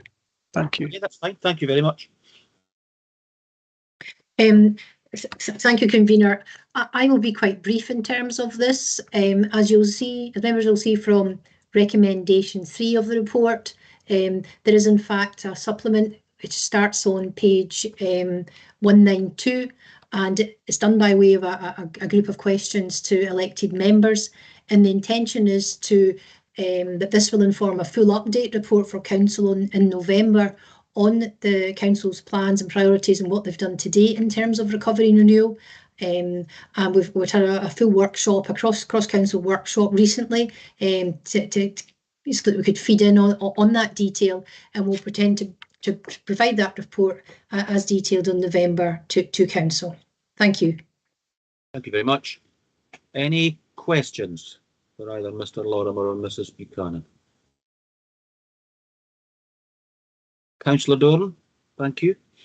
Hi, thank you. Yeah, I just wanted to ask for a little bit more information around the point on page 130, which is the number 40, which says that councils were given an additional package of spending powers and financial flexibility to respond to COVID-19 in 2020-2021. However, of a sample of 22 councils, none used them in that time. And I just wondered if you could add, a little bit more context around that from an Angus council perspective. Yeah, happy. Thank you. Through you, Convener. Yeah, happy to do that, Councillor Doran. So initially, when COVID hit, there wasn't the funding available to deal with all of the financial implications of that, because it impacted in terms of costs, it impacted in terms of loss of income. Some of those points are brought out in the Audit Scotland report. So initially, there wasn't the funding to be able to respond to that at a national level. And so one of the solutions that were talked about as part of that was what were called financial flexibilities or fiscal flexibilities. And I think there was three components to that. It was things like we could use capital receipts differently in order to offset running costs. We could take a holiday effectively in relation to our loan debt repayments. That was part of the flexibilities. And there was a third one, which is probably as relevant as any of these, because it's something I think we will look to use now, was in relation to how we account for service concession payments. Now, that's things primarily for us, like our PFI, PPP schools and the A92 road. Those were done through PFI, PPP schemes. And there was a flexibility offered in terms of how we account for those. Now, what subsequently happened was that more money became available at a UK and then a Scotland level for COVID response.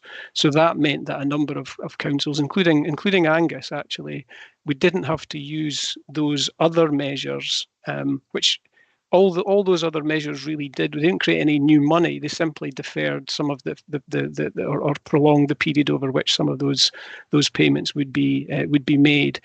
So the fact that new money came onto the table meant that the flexibilities that had been offered as an initial solution then weren't required to the same extent.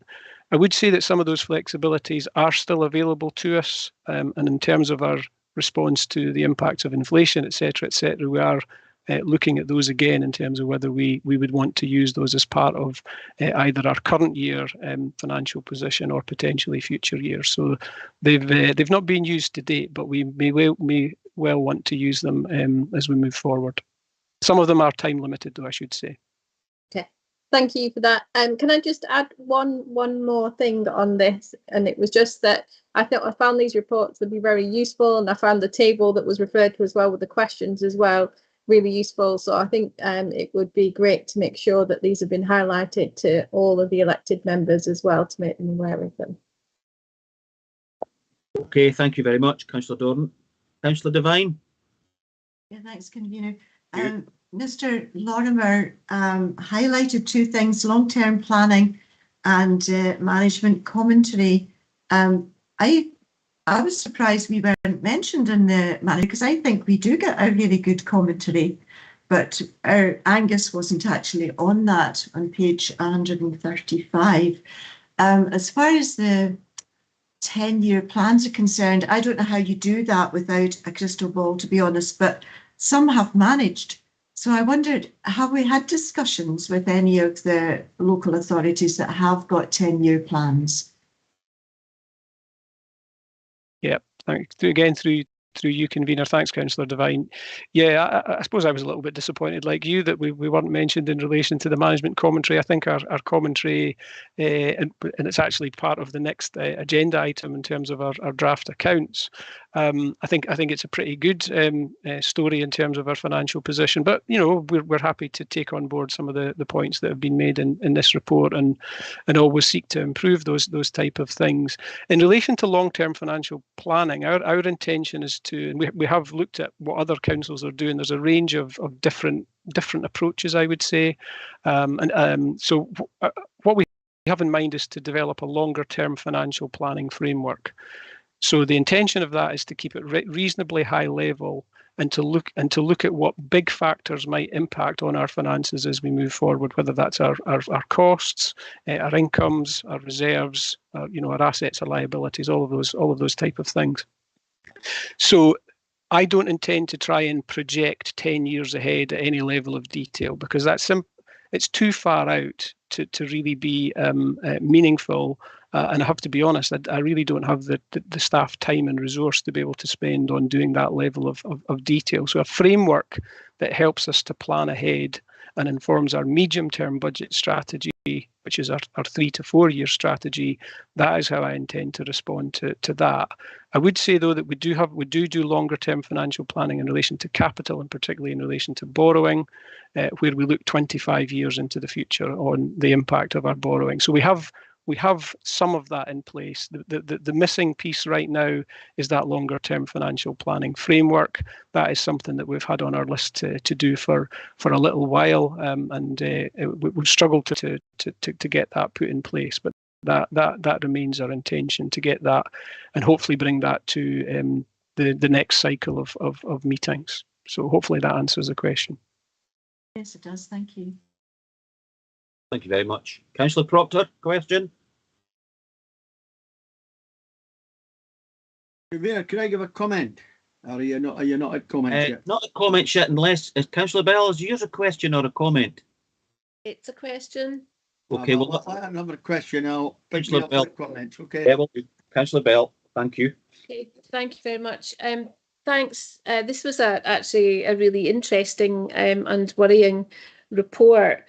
Looking at the external environment sector, there's a fleeting reference to energy costs, Ian, and every householder will be scared witless about energy costs at the minute. And I just wondered if you had any kind of ballpark area around what we could expect for our increasing costs within the council, because obviously we've got a huge number of premises, and schools are particularly voracious in terms of energy usage. So from our point of view, but also from a national perspective, if you've been party to any discussions at a national level around managing those escalating and volatile cost increases. Thanks. Yeah, again through you, convener. Thanks, Councillor Bell. Yeah, an area of really significant concern for the council's finances, as it is for all of us as householders. So we did.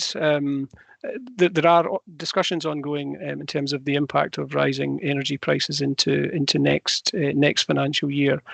Just as a reminder, we are part of the national arrangements for the procurement of electricity, gas, oil, and other energy sources through Scottish procurement. So it's procured at a national level on behalf of the whole of the public sector. So we are part of that. Part of their strategy is to purchase ahead. And that has insulated us to a degree in the current financial year from some of the increases that have already happened.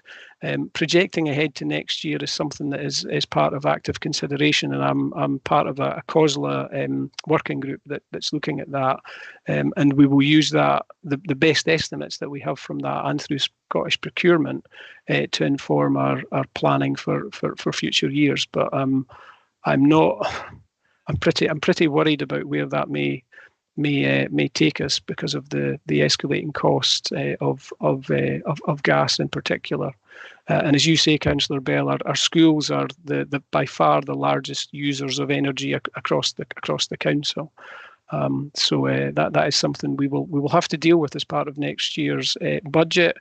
I've got some talk about that later in relation to the risk around financial sustainability, because those rising energy prices have a direct impact on our budget position and what other things we may need to do in order to be able to pay for our energy. So I hope that answers the questions. It's work that is ongoing.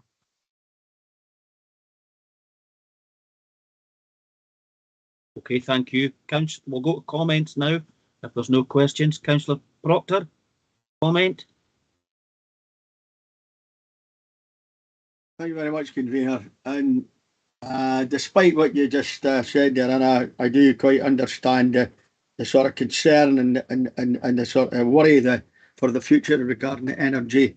But I just like to congratulate Mr. Lorimer and the previous finance convener on actually doing well and making sure that Angus Council had a good performing period over COVID and what's been a very, very challenging time. I was actually heartened by what Mr. Lorimer said, and after listening to what he then said about when we were thinking of the future, I've got every confidence in Mr. Lorimer and the current team that we'll come out of this difficulty again with our heads held high. But I just like to say that, you know, well done to Mr. Lorman and the finance team and the previous financial conveners and everyone else who've been involved on the hard work that they have carried out, keeping the council, you know, well afloat over a very, very difficult past 2 years. Thank you very much, Doctor. Thank you. Okay, members, any other comments? No. Well, we've got the recommendations there. Are they agreed? Good. Thank you very much. We'll now go to agenda item number 9, which is we had an information session on the unaudited annual accounts. And again, I think Mr. Lorimer will probably introduce this, but I don't know if you'll get any questions, Mr. Lorimer, because we had quite a good information session with Mr. Mill this afternoon.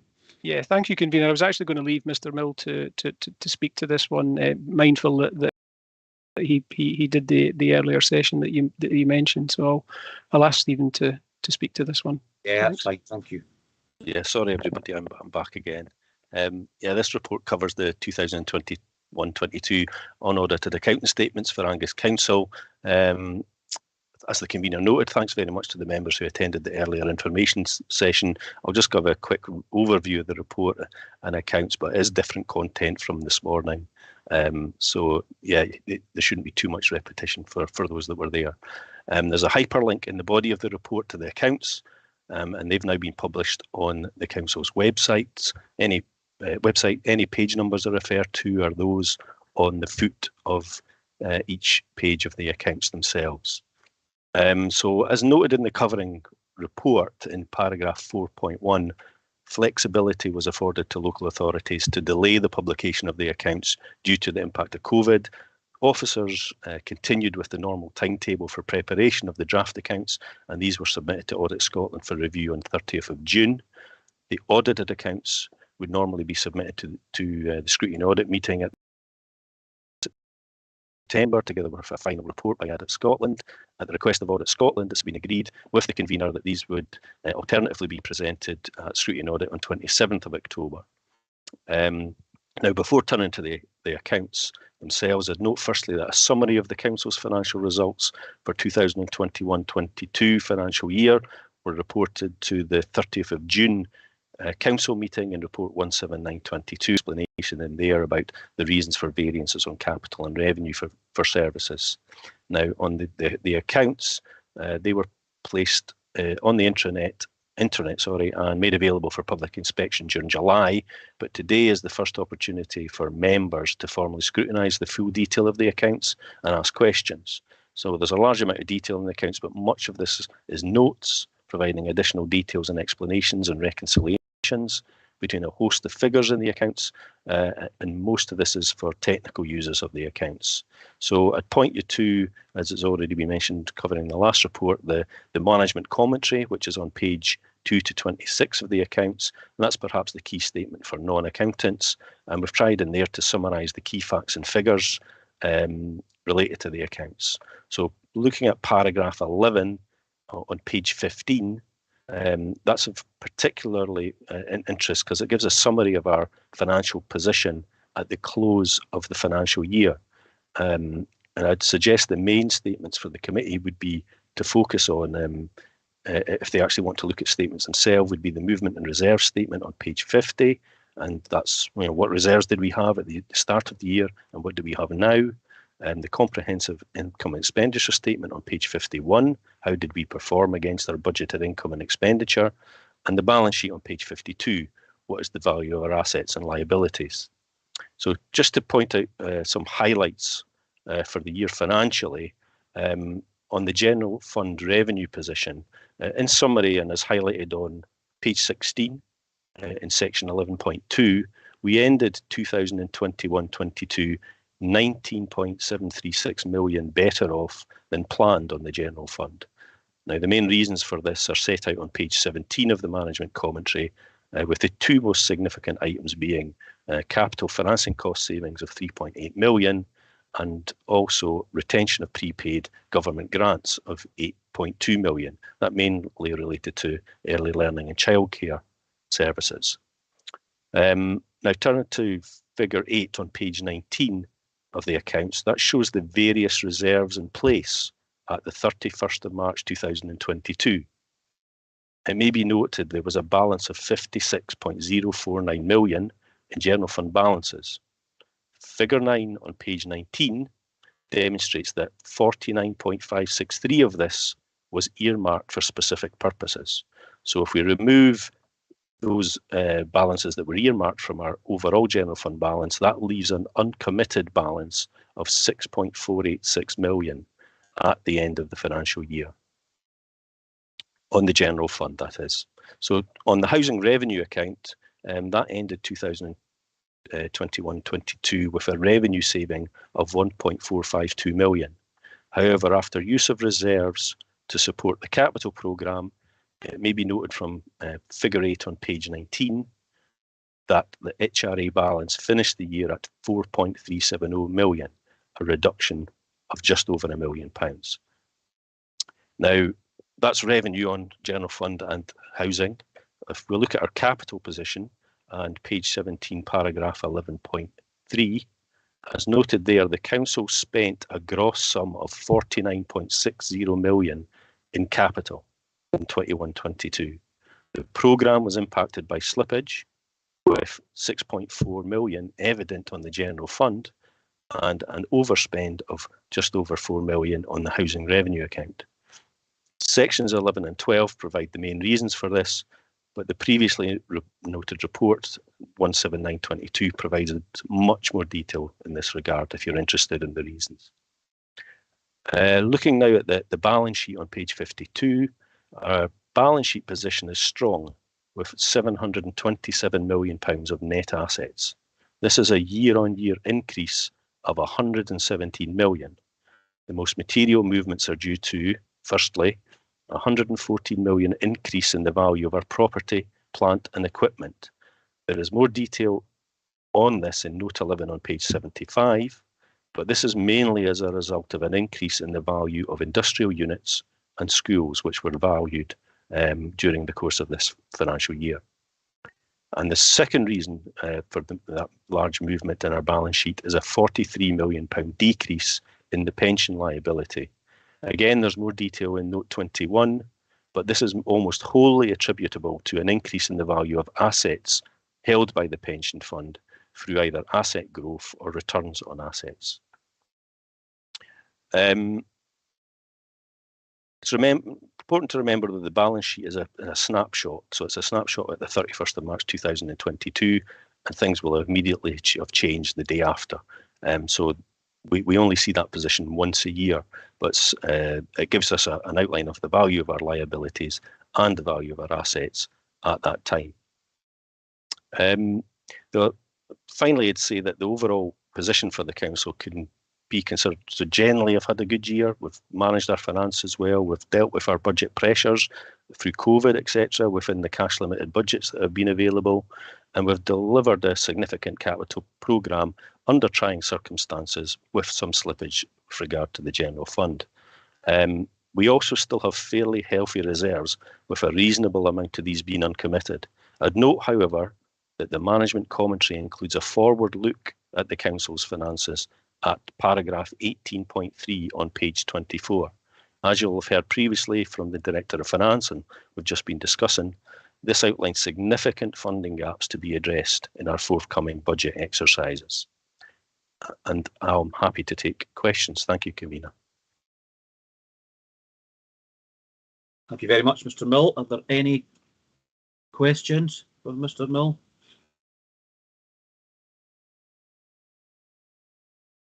Councillor Bell. Thank you, Convener. And first of all, thanks, Ian, Stephen, sorry, for taking us through that in a very understandable way when it's a very complex set of circumstances and details.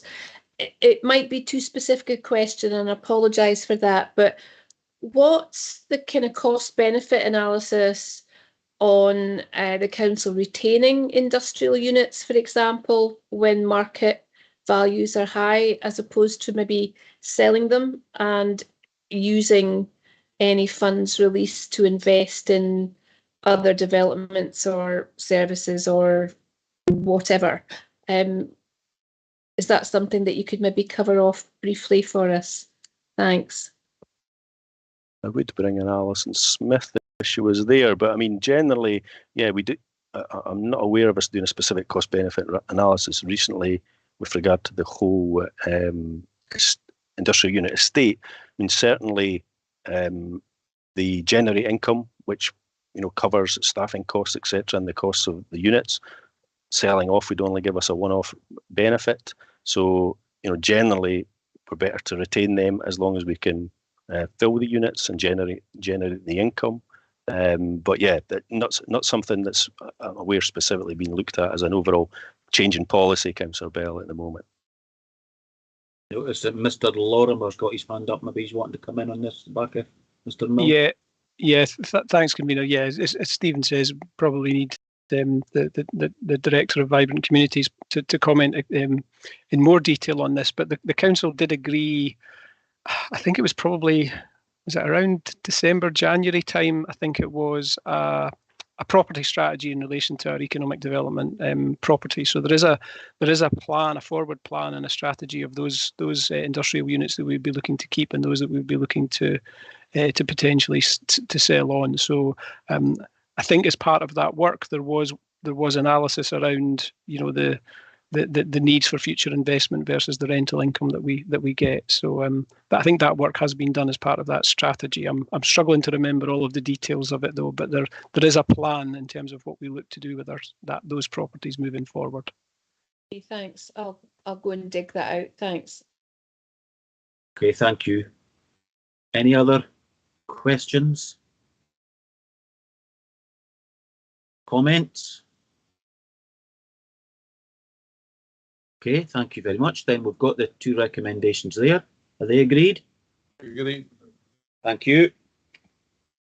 Now, agenda item number 10 is the Corporate Risks and Risk Management. It's a report by Mrs. Williamson, but Mr. Armstrong's going to talk on this one. Thank you. Thank you, convener.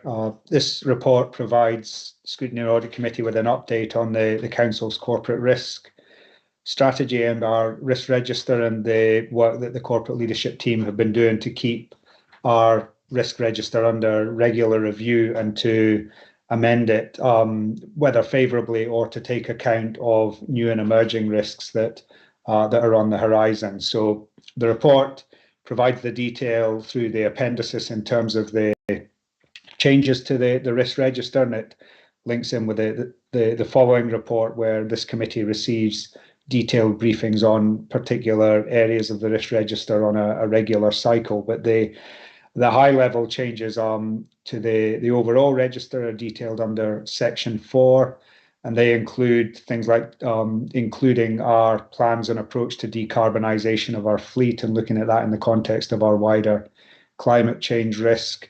recognising a number of challenges that we're having in relation to recruiting and filling vacancies across the council and how we can address that in the changes to the local labour market, but also how we can address issues such as the age profile within our workforce, and particularly encouraging young people into employment within public service, but particularly within the council and the various career opportunities that we can provide to people. And then also highlighting the uncertainty around the impact that the development of the National Care Service could have on local government and councils. So that's a kind of emerging risk that we are developing in detail and will no doubt be incorporated within the overall plan in subsequent reports.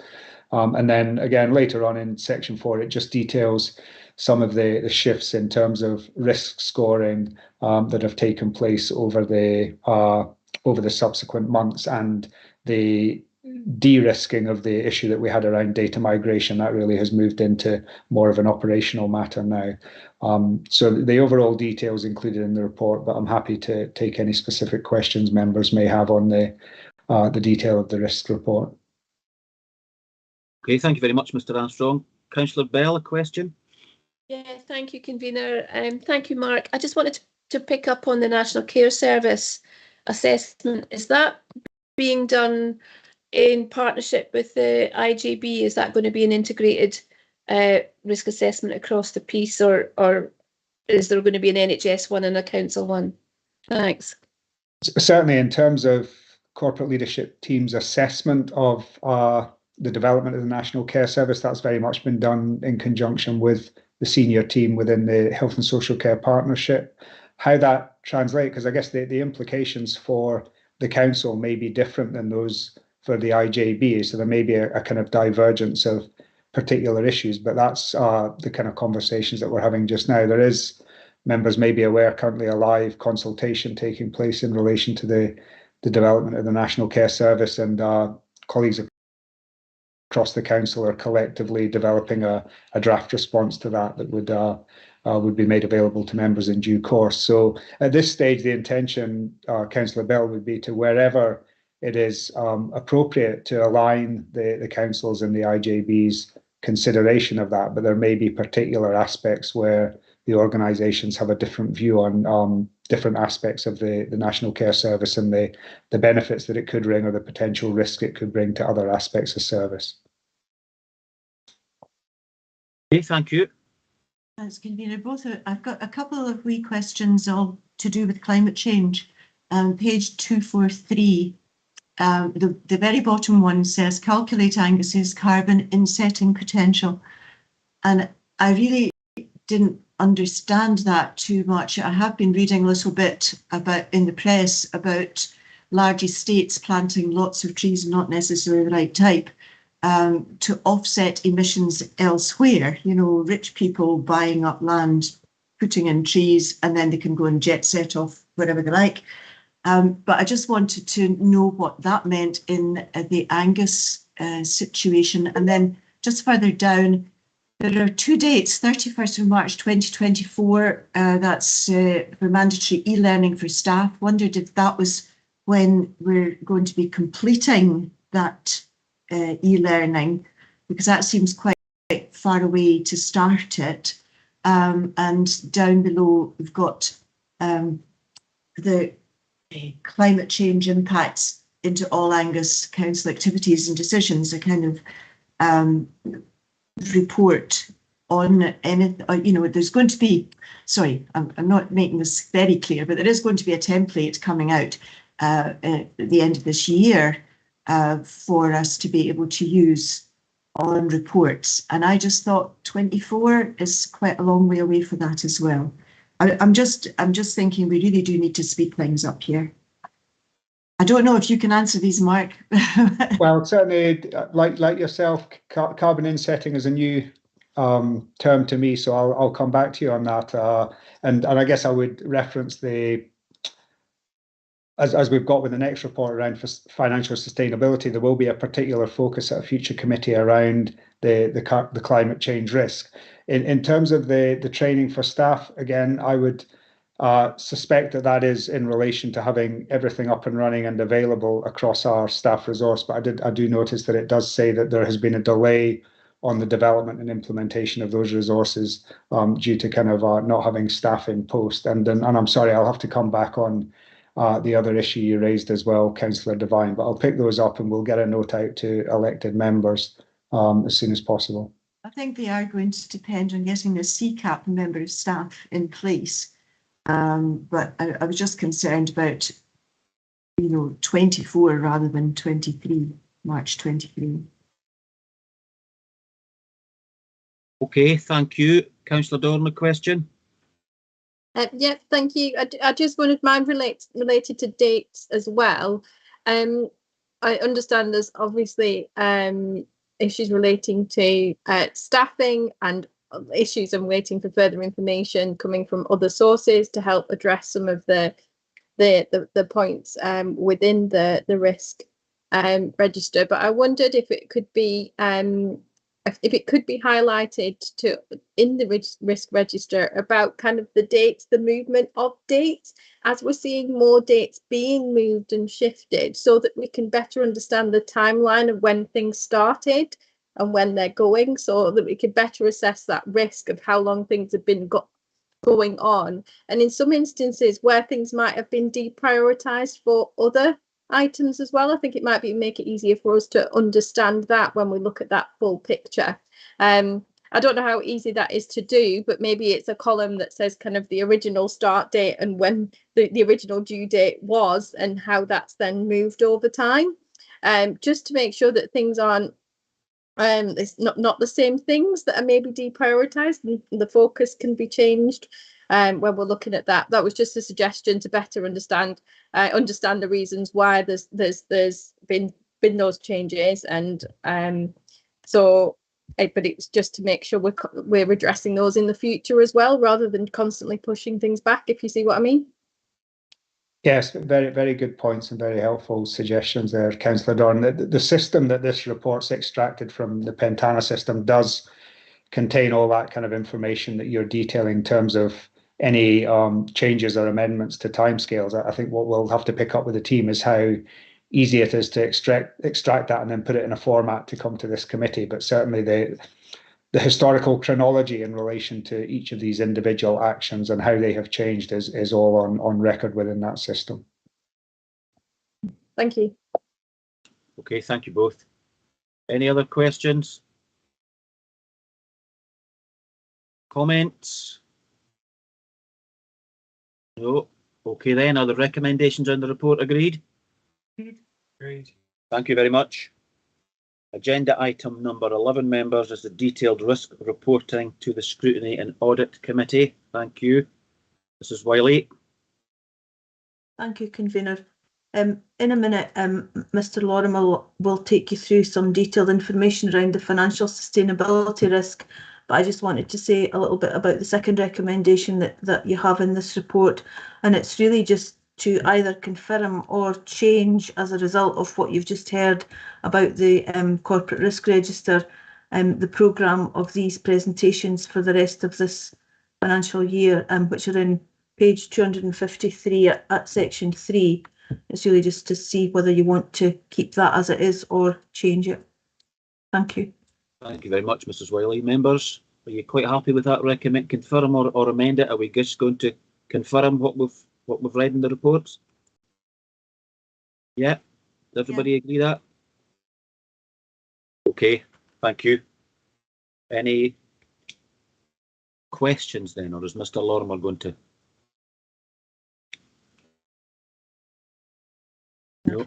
I'm happy to go, Convener, if everybody else is happy for me just to do that.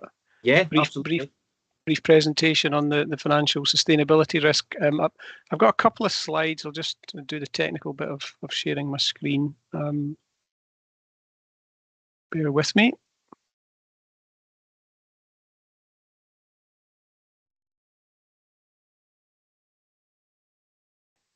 That Convener, can you see those slides? Excellent. So yeah, just a little bit of a bit more detail, I suppose, and the opportunity for questions on the risk number one on the corporate risk register, which is around financial sustainability, and it is a real concern, probably a bigger concern than it's ever been because of the impacts of inflation, which I'll come on to. I suppose the first thing to say is really it's not really a single risk. There are several aspects to it. Those risks are really around potentially the council doesn't use the resources it has towards its priorities as set out in the council plan. So there's a risk of money being spent on things that are not priorities. There's a risk that we aren't clear enough about those things that are not priorities and where there might be disinvestment in certain areas or certain services. There's a risk that, or part of the risk here is that we're not able to achieve the savings that are required to balance the books, to balance the budget, which is a legal requirement. And then linked to that is that the funding, the total funding that we have available as a council, potentially there's a risk that it becomes insufficient to deliver all of our statutory duties. And if that risk was to arise, what I'm saying here is it could mean we've got financially unsustainable services. We would almost certainly have widespread public dissatisfaction with the council and with services. And I would have thought external audit and potentially government attention as well. And probably the thing that worries me the most is really the risk of service failure, that we simply don't have enough people We can't afford enough people or enough equipment or whatever it happens to be to sustain the services. So this is a huge challenge. Just in terms of background, very briefly, probably most councillors, even new councillors, will be aware of the pressures on all councils' finances, reasonably well known, I think, now. Some of that has been mentioned in the press recently in relation to pay negotiations.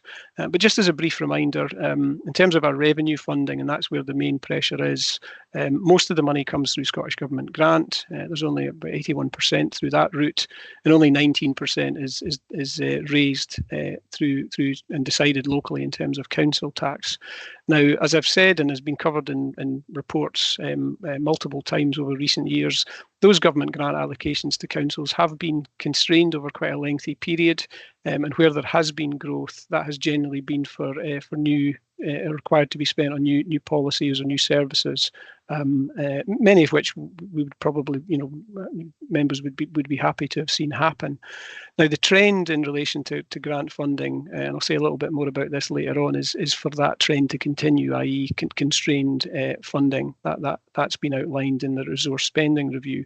So what all of that means is that rising costs or increasing costs because there's more demand for certain services, generally speaking, those have had to be largely funded from the council itself through compensating savings and council tax increases.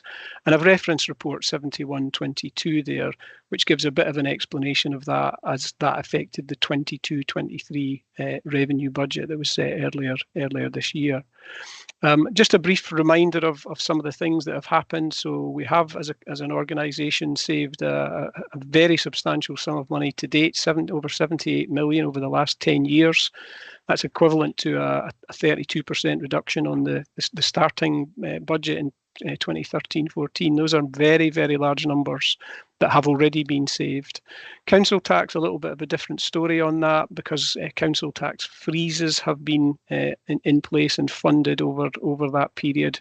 But over the last 9 years, about just under 16% of an increase in council tax. So we have been dealing with those cost pressures and demand pressures, etc., by making savings. That has been the biggest way of balancing the books, but council tax rises have also been part of that historically. This was referenced, I think, by Mr. Mill in relation to the accounts, just as a reminder of what our current projected funding gaps are for next financial year and the year thereafter. That funding shortfall was based on an October 2021 assessment, and that's a really important point, because inflation, and particularly energy and fuel inflation and all of the things that feeds, are not reflected in this. And I've said in red at the bottom of that slide that we are updating these numbers. That will come to council in November in our updated medium-term budget strategy. But those numbers that are shown in terms of a gap there on that slide, those will significantly underestimate the scale of the problem, because they don't reflect the impacts of inflation, and they don't reflect the impacts of the latest pay offer that was just agreed by COSLA leaders on Friday. So a remaining gap, an estimated funding gap still to be addressed there over the next 2 years of 12 million. That number will be more once we've updated the figures. So looking at this is about financial sustainability, and our approach to corporate risk is that we look at the likelihood and we also look at the impact. So in terms of likelihood, the score there is a 5. That's the highest score that we can have. That's a very high risk, a very high likelihood of this risk happening. The reasons for that, and these bullet points here, they're all really reflected in the report. So I'll not spend too much time on them, but just pick out a couple. The resource spending review, as I've mentioned, what that projects is that there will be no cash increase in the total revenue funding for local government over the next 3 years. And now, with inflation being so high, that is a significant real terms cut. Whether those are the final numbers that happen in terms of those financial years, we'll need to wait and see, because the Scottish Government sets its budget annually, but those are the current medium-term projections that we have to work on. We're not sure about what the impact, the long-term implications of COVID-19 and Brexit might be in terms of local government finance. Some of those things are still emerging and uncertain, and indeed the Audit Scotland reports that the committee looked at earlier in the meeting reference some of those things. Pay and general inflation, we've probably spoken enough about those in terms of the impact and the affordability of those. And the last bullet point really on that slide is about further significant savings may be, and I use the word advisedly, impossible to achieve while still ensuring the council's statutory responsibilities can be fulfilled. The council is responsible for very many services, and those cost money to deliver. And with such pressure on the finances, there is a risk that we simply won't have enough money to do all of the things that we're statutorily required to do, and that's probably the biggest concern around this risk. The risk register also talks about existing controls, so we have quite a number of things in place to try and manage that risk. That includes, the alignment of our budget decisions with our council plan to make sure that the resources that we do have go to the things that are the stated priorities. We have had and still have a very successful transformation programme. That's what we call our change programme. I think our track record on that's really good over the years. Again, mentioned that in the earlier part of the meeting.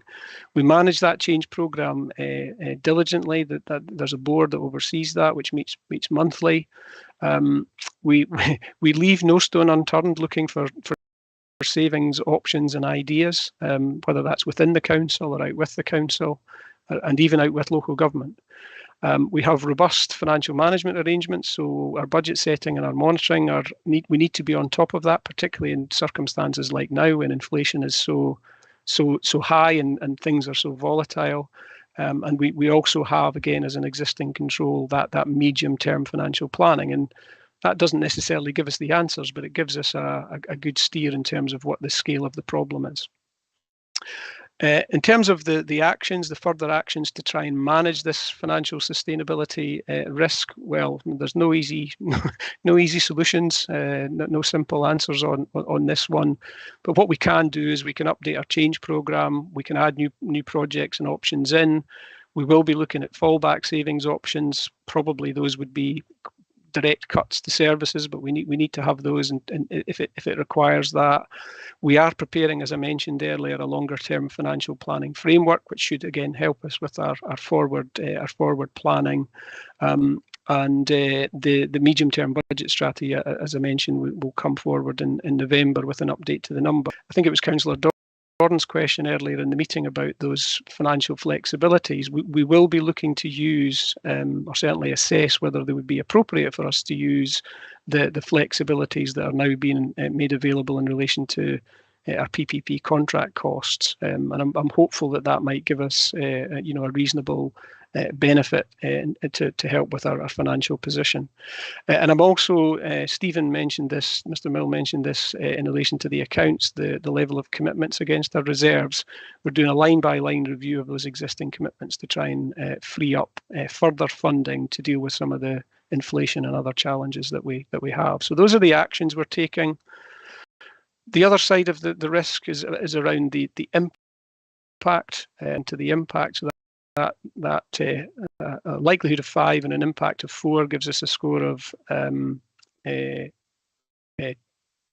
I think it is. I've said 16 there, but that's not right. It should be 20 against the target of 9. And what I'm saying here really is the financial sustainability of the council and the services we provide is there for a risk. It's not a vague or a theoretical scenario. It is a very real threat and something that we absolutely must do our best to deal with. I think that will mean further pretty significant cuts in budgets and staffing will be required on top of the things that we've already done.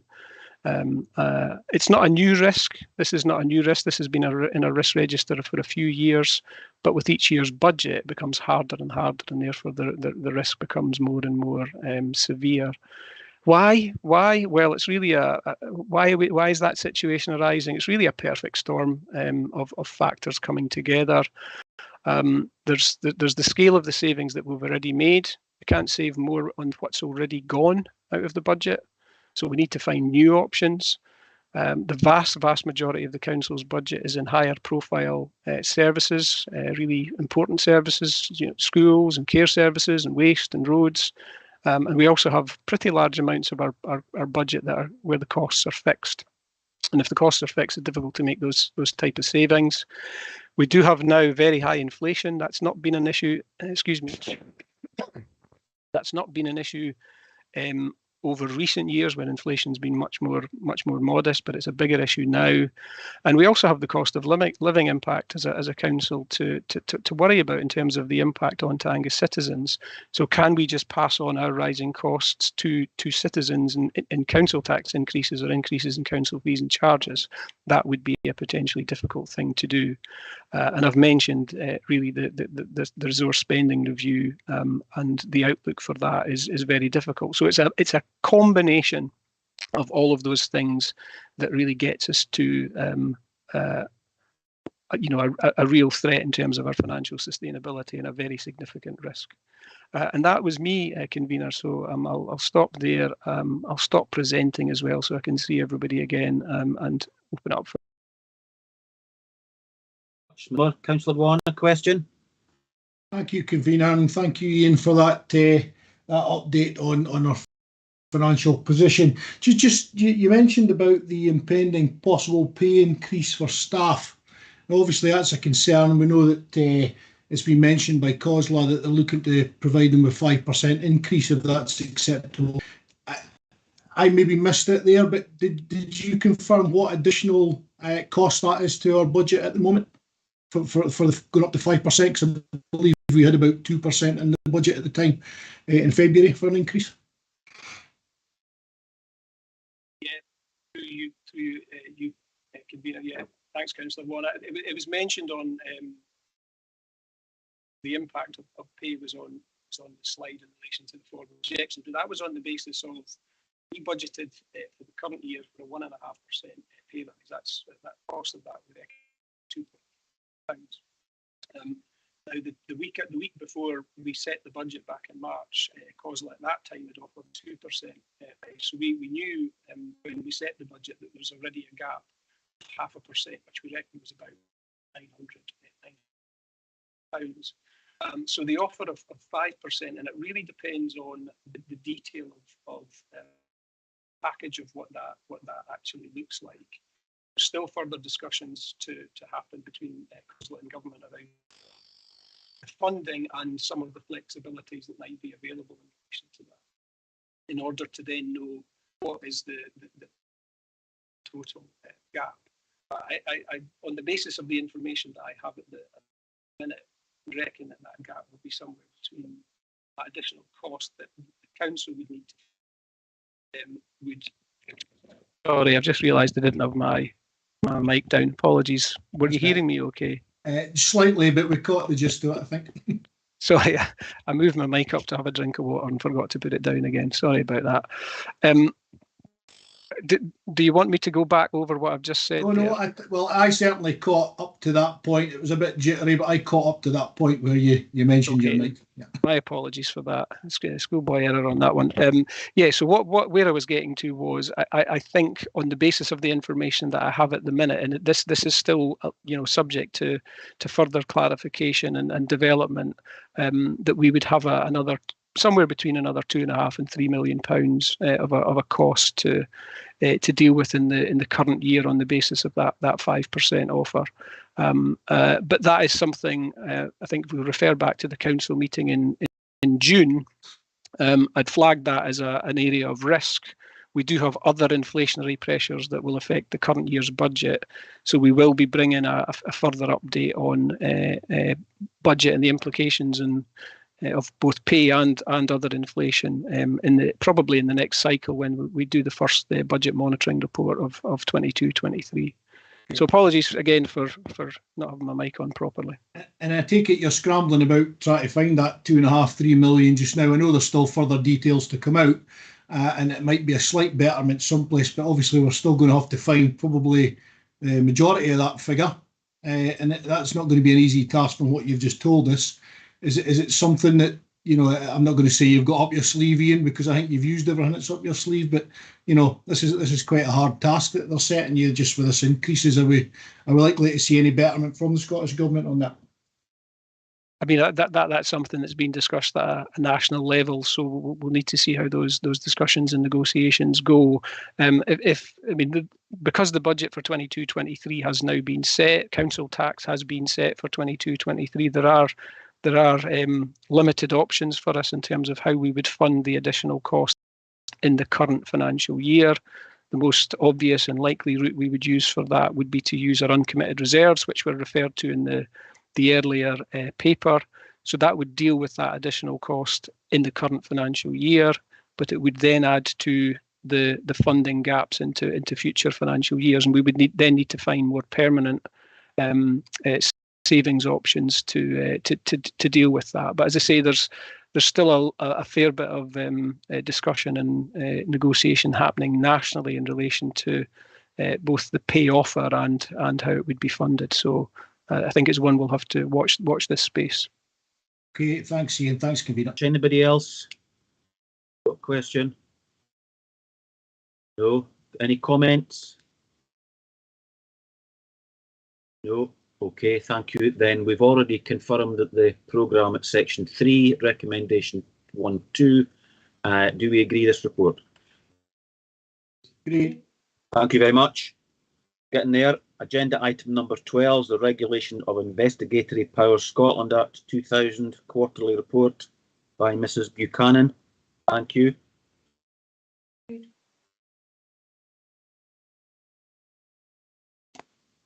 Thank you, Convener. Sorry, I just continued to get my mute off there. Members will see from the report there has in fact been no exercise of powers, but in terms of best practice, we bring a report just confirming this. So it's just a case of noting that. Thank you. Thank you very much, Mrs. Buchanan. Any questions or comments on this one? Don't think there will be. Okay, then, do we agree to note? Agreed. Thank you very much. And the final item is quarterly 1 complaints report, 1st of April to 30th of June 2022. And again, that's Mrs. Buchanan's report. Thank you. Thank you, Convener. This report is to bring details of the latest quarterly statistics in terms of complaints. That's for the quarter from 1st April to 30th of June. I'll just go through the parts of it that will be of most interest to you. You'll see that under paragraph 4, for that quarter, Angus Council received a total of 63 complaints, and you'll see the breakdown in terms of that in paragraph 4. You'll also note in paragraph 5.3 the breakdown in terms of which complaints were upheld, partially upheld, and not upheld. If you then go down to paragraph 5.7, you'll recall that on the 23rd of June, the committee requested that further information highlighting complaints by service area be provided to the next meeting, and hence these are detailed in the appendices. I would add in relation to the appendices that the figures for Children's Families and Justice did not seem to be pulled out the system. There should be an automated process in terms of that. So there were 6 complaints for that service that are not narrated. So apologies for that, members. Paragraph 5.8 details the fact that our customers also have an opportunity to submit compliments, and some of the compliments we've received are narrated there. Paragraph 5.9 goes on to explain the requirement of staff to be familiar with the process for handling complaints under the SBSO framework and the number of staff that have carried out the training, which is an e-learning model that we've provided.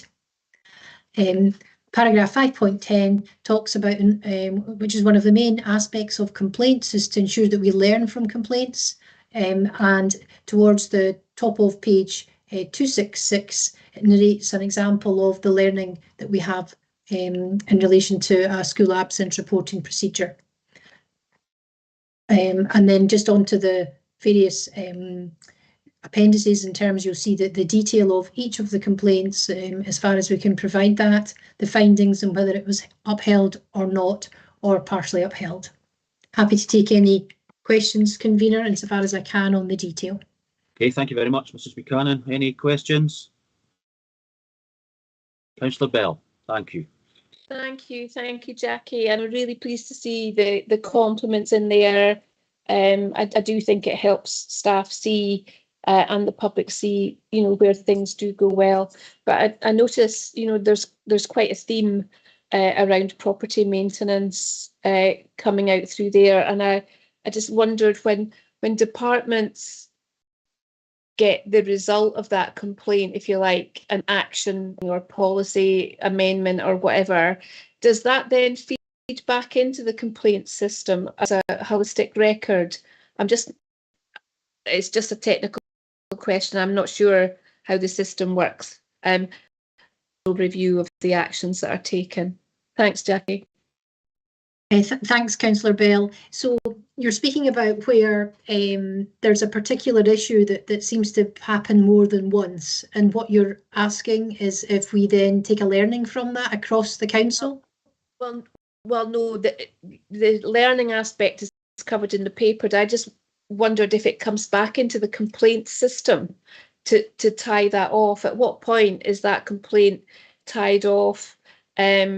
Is the learning or subsequent actions also contained within that record as a holistic? Unfortunately, Lane Whittet, who's the expert on the system, was intending to come today, and unfortunately at the last minute was unable to do so. But as far as I understand, in terms of closing off the complaint, it's done when the complaint letter is sent out. I don't think it ties up with the actual learning, but I think the learning sits with the actual service or directorate in terms of that. Okay, thank you. Any other questions? Comments? Okay, 2 recommendations. Do we agree to note these? Agreed.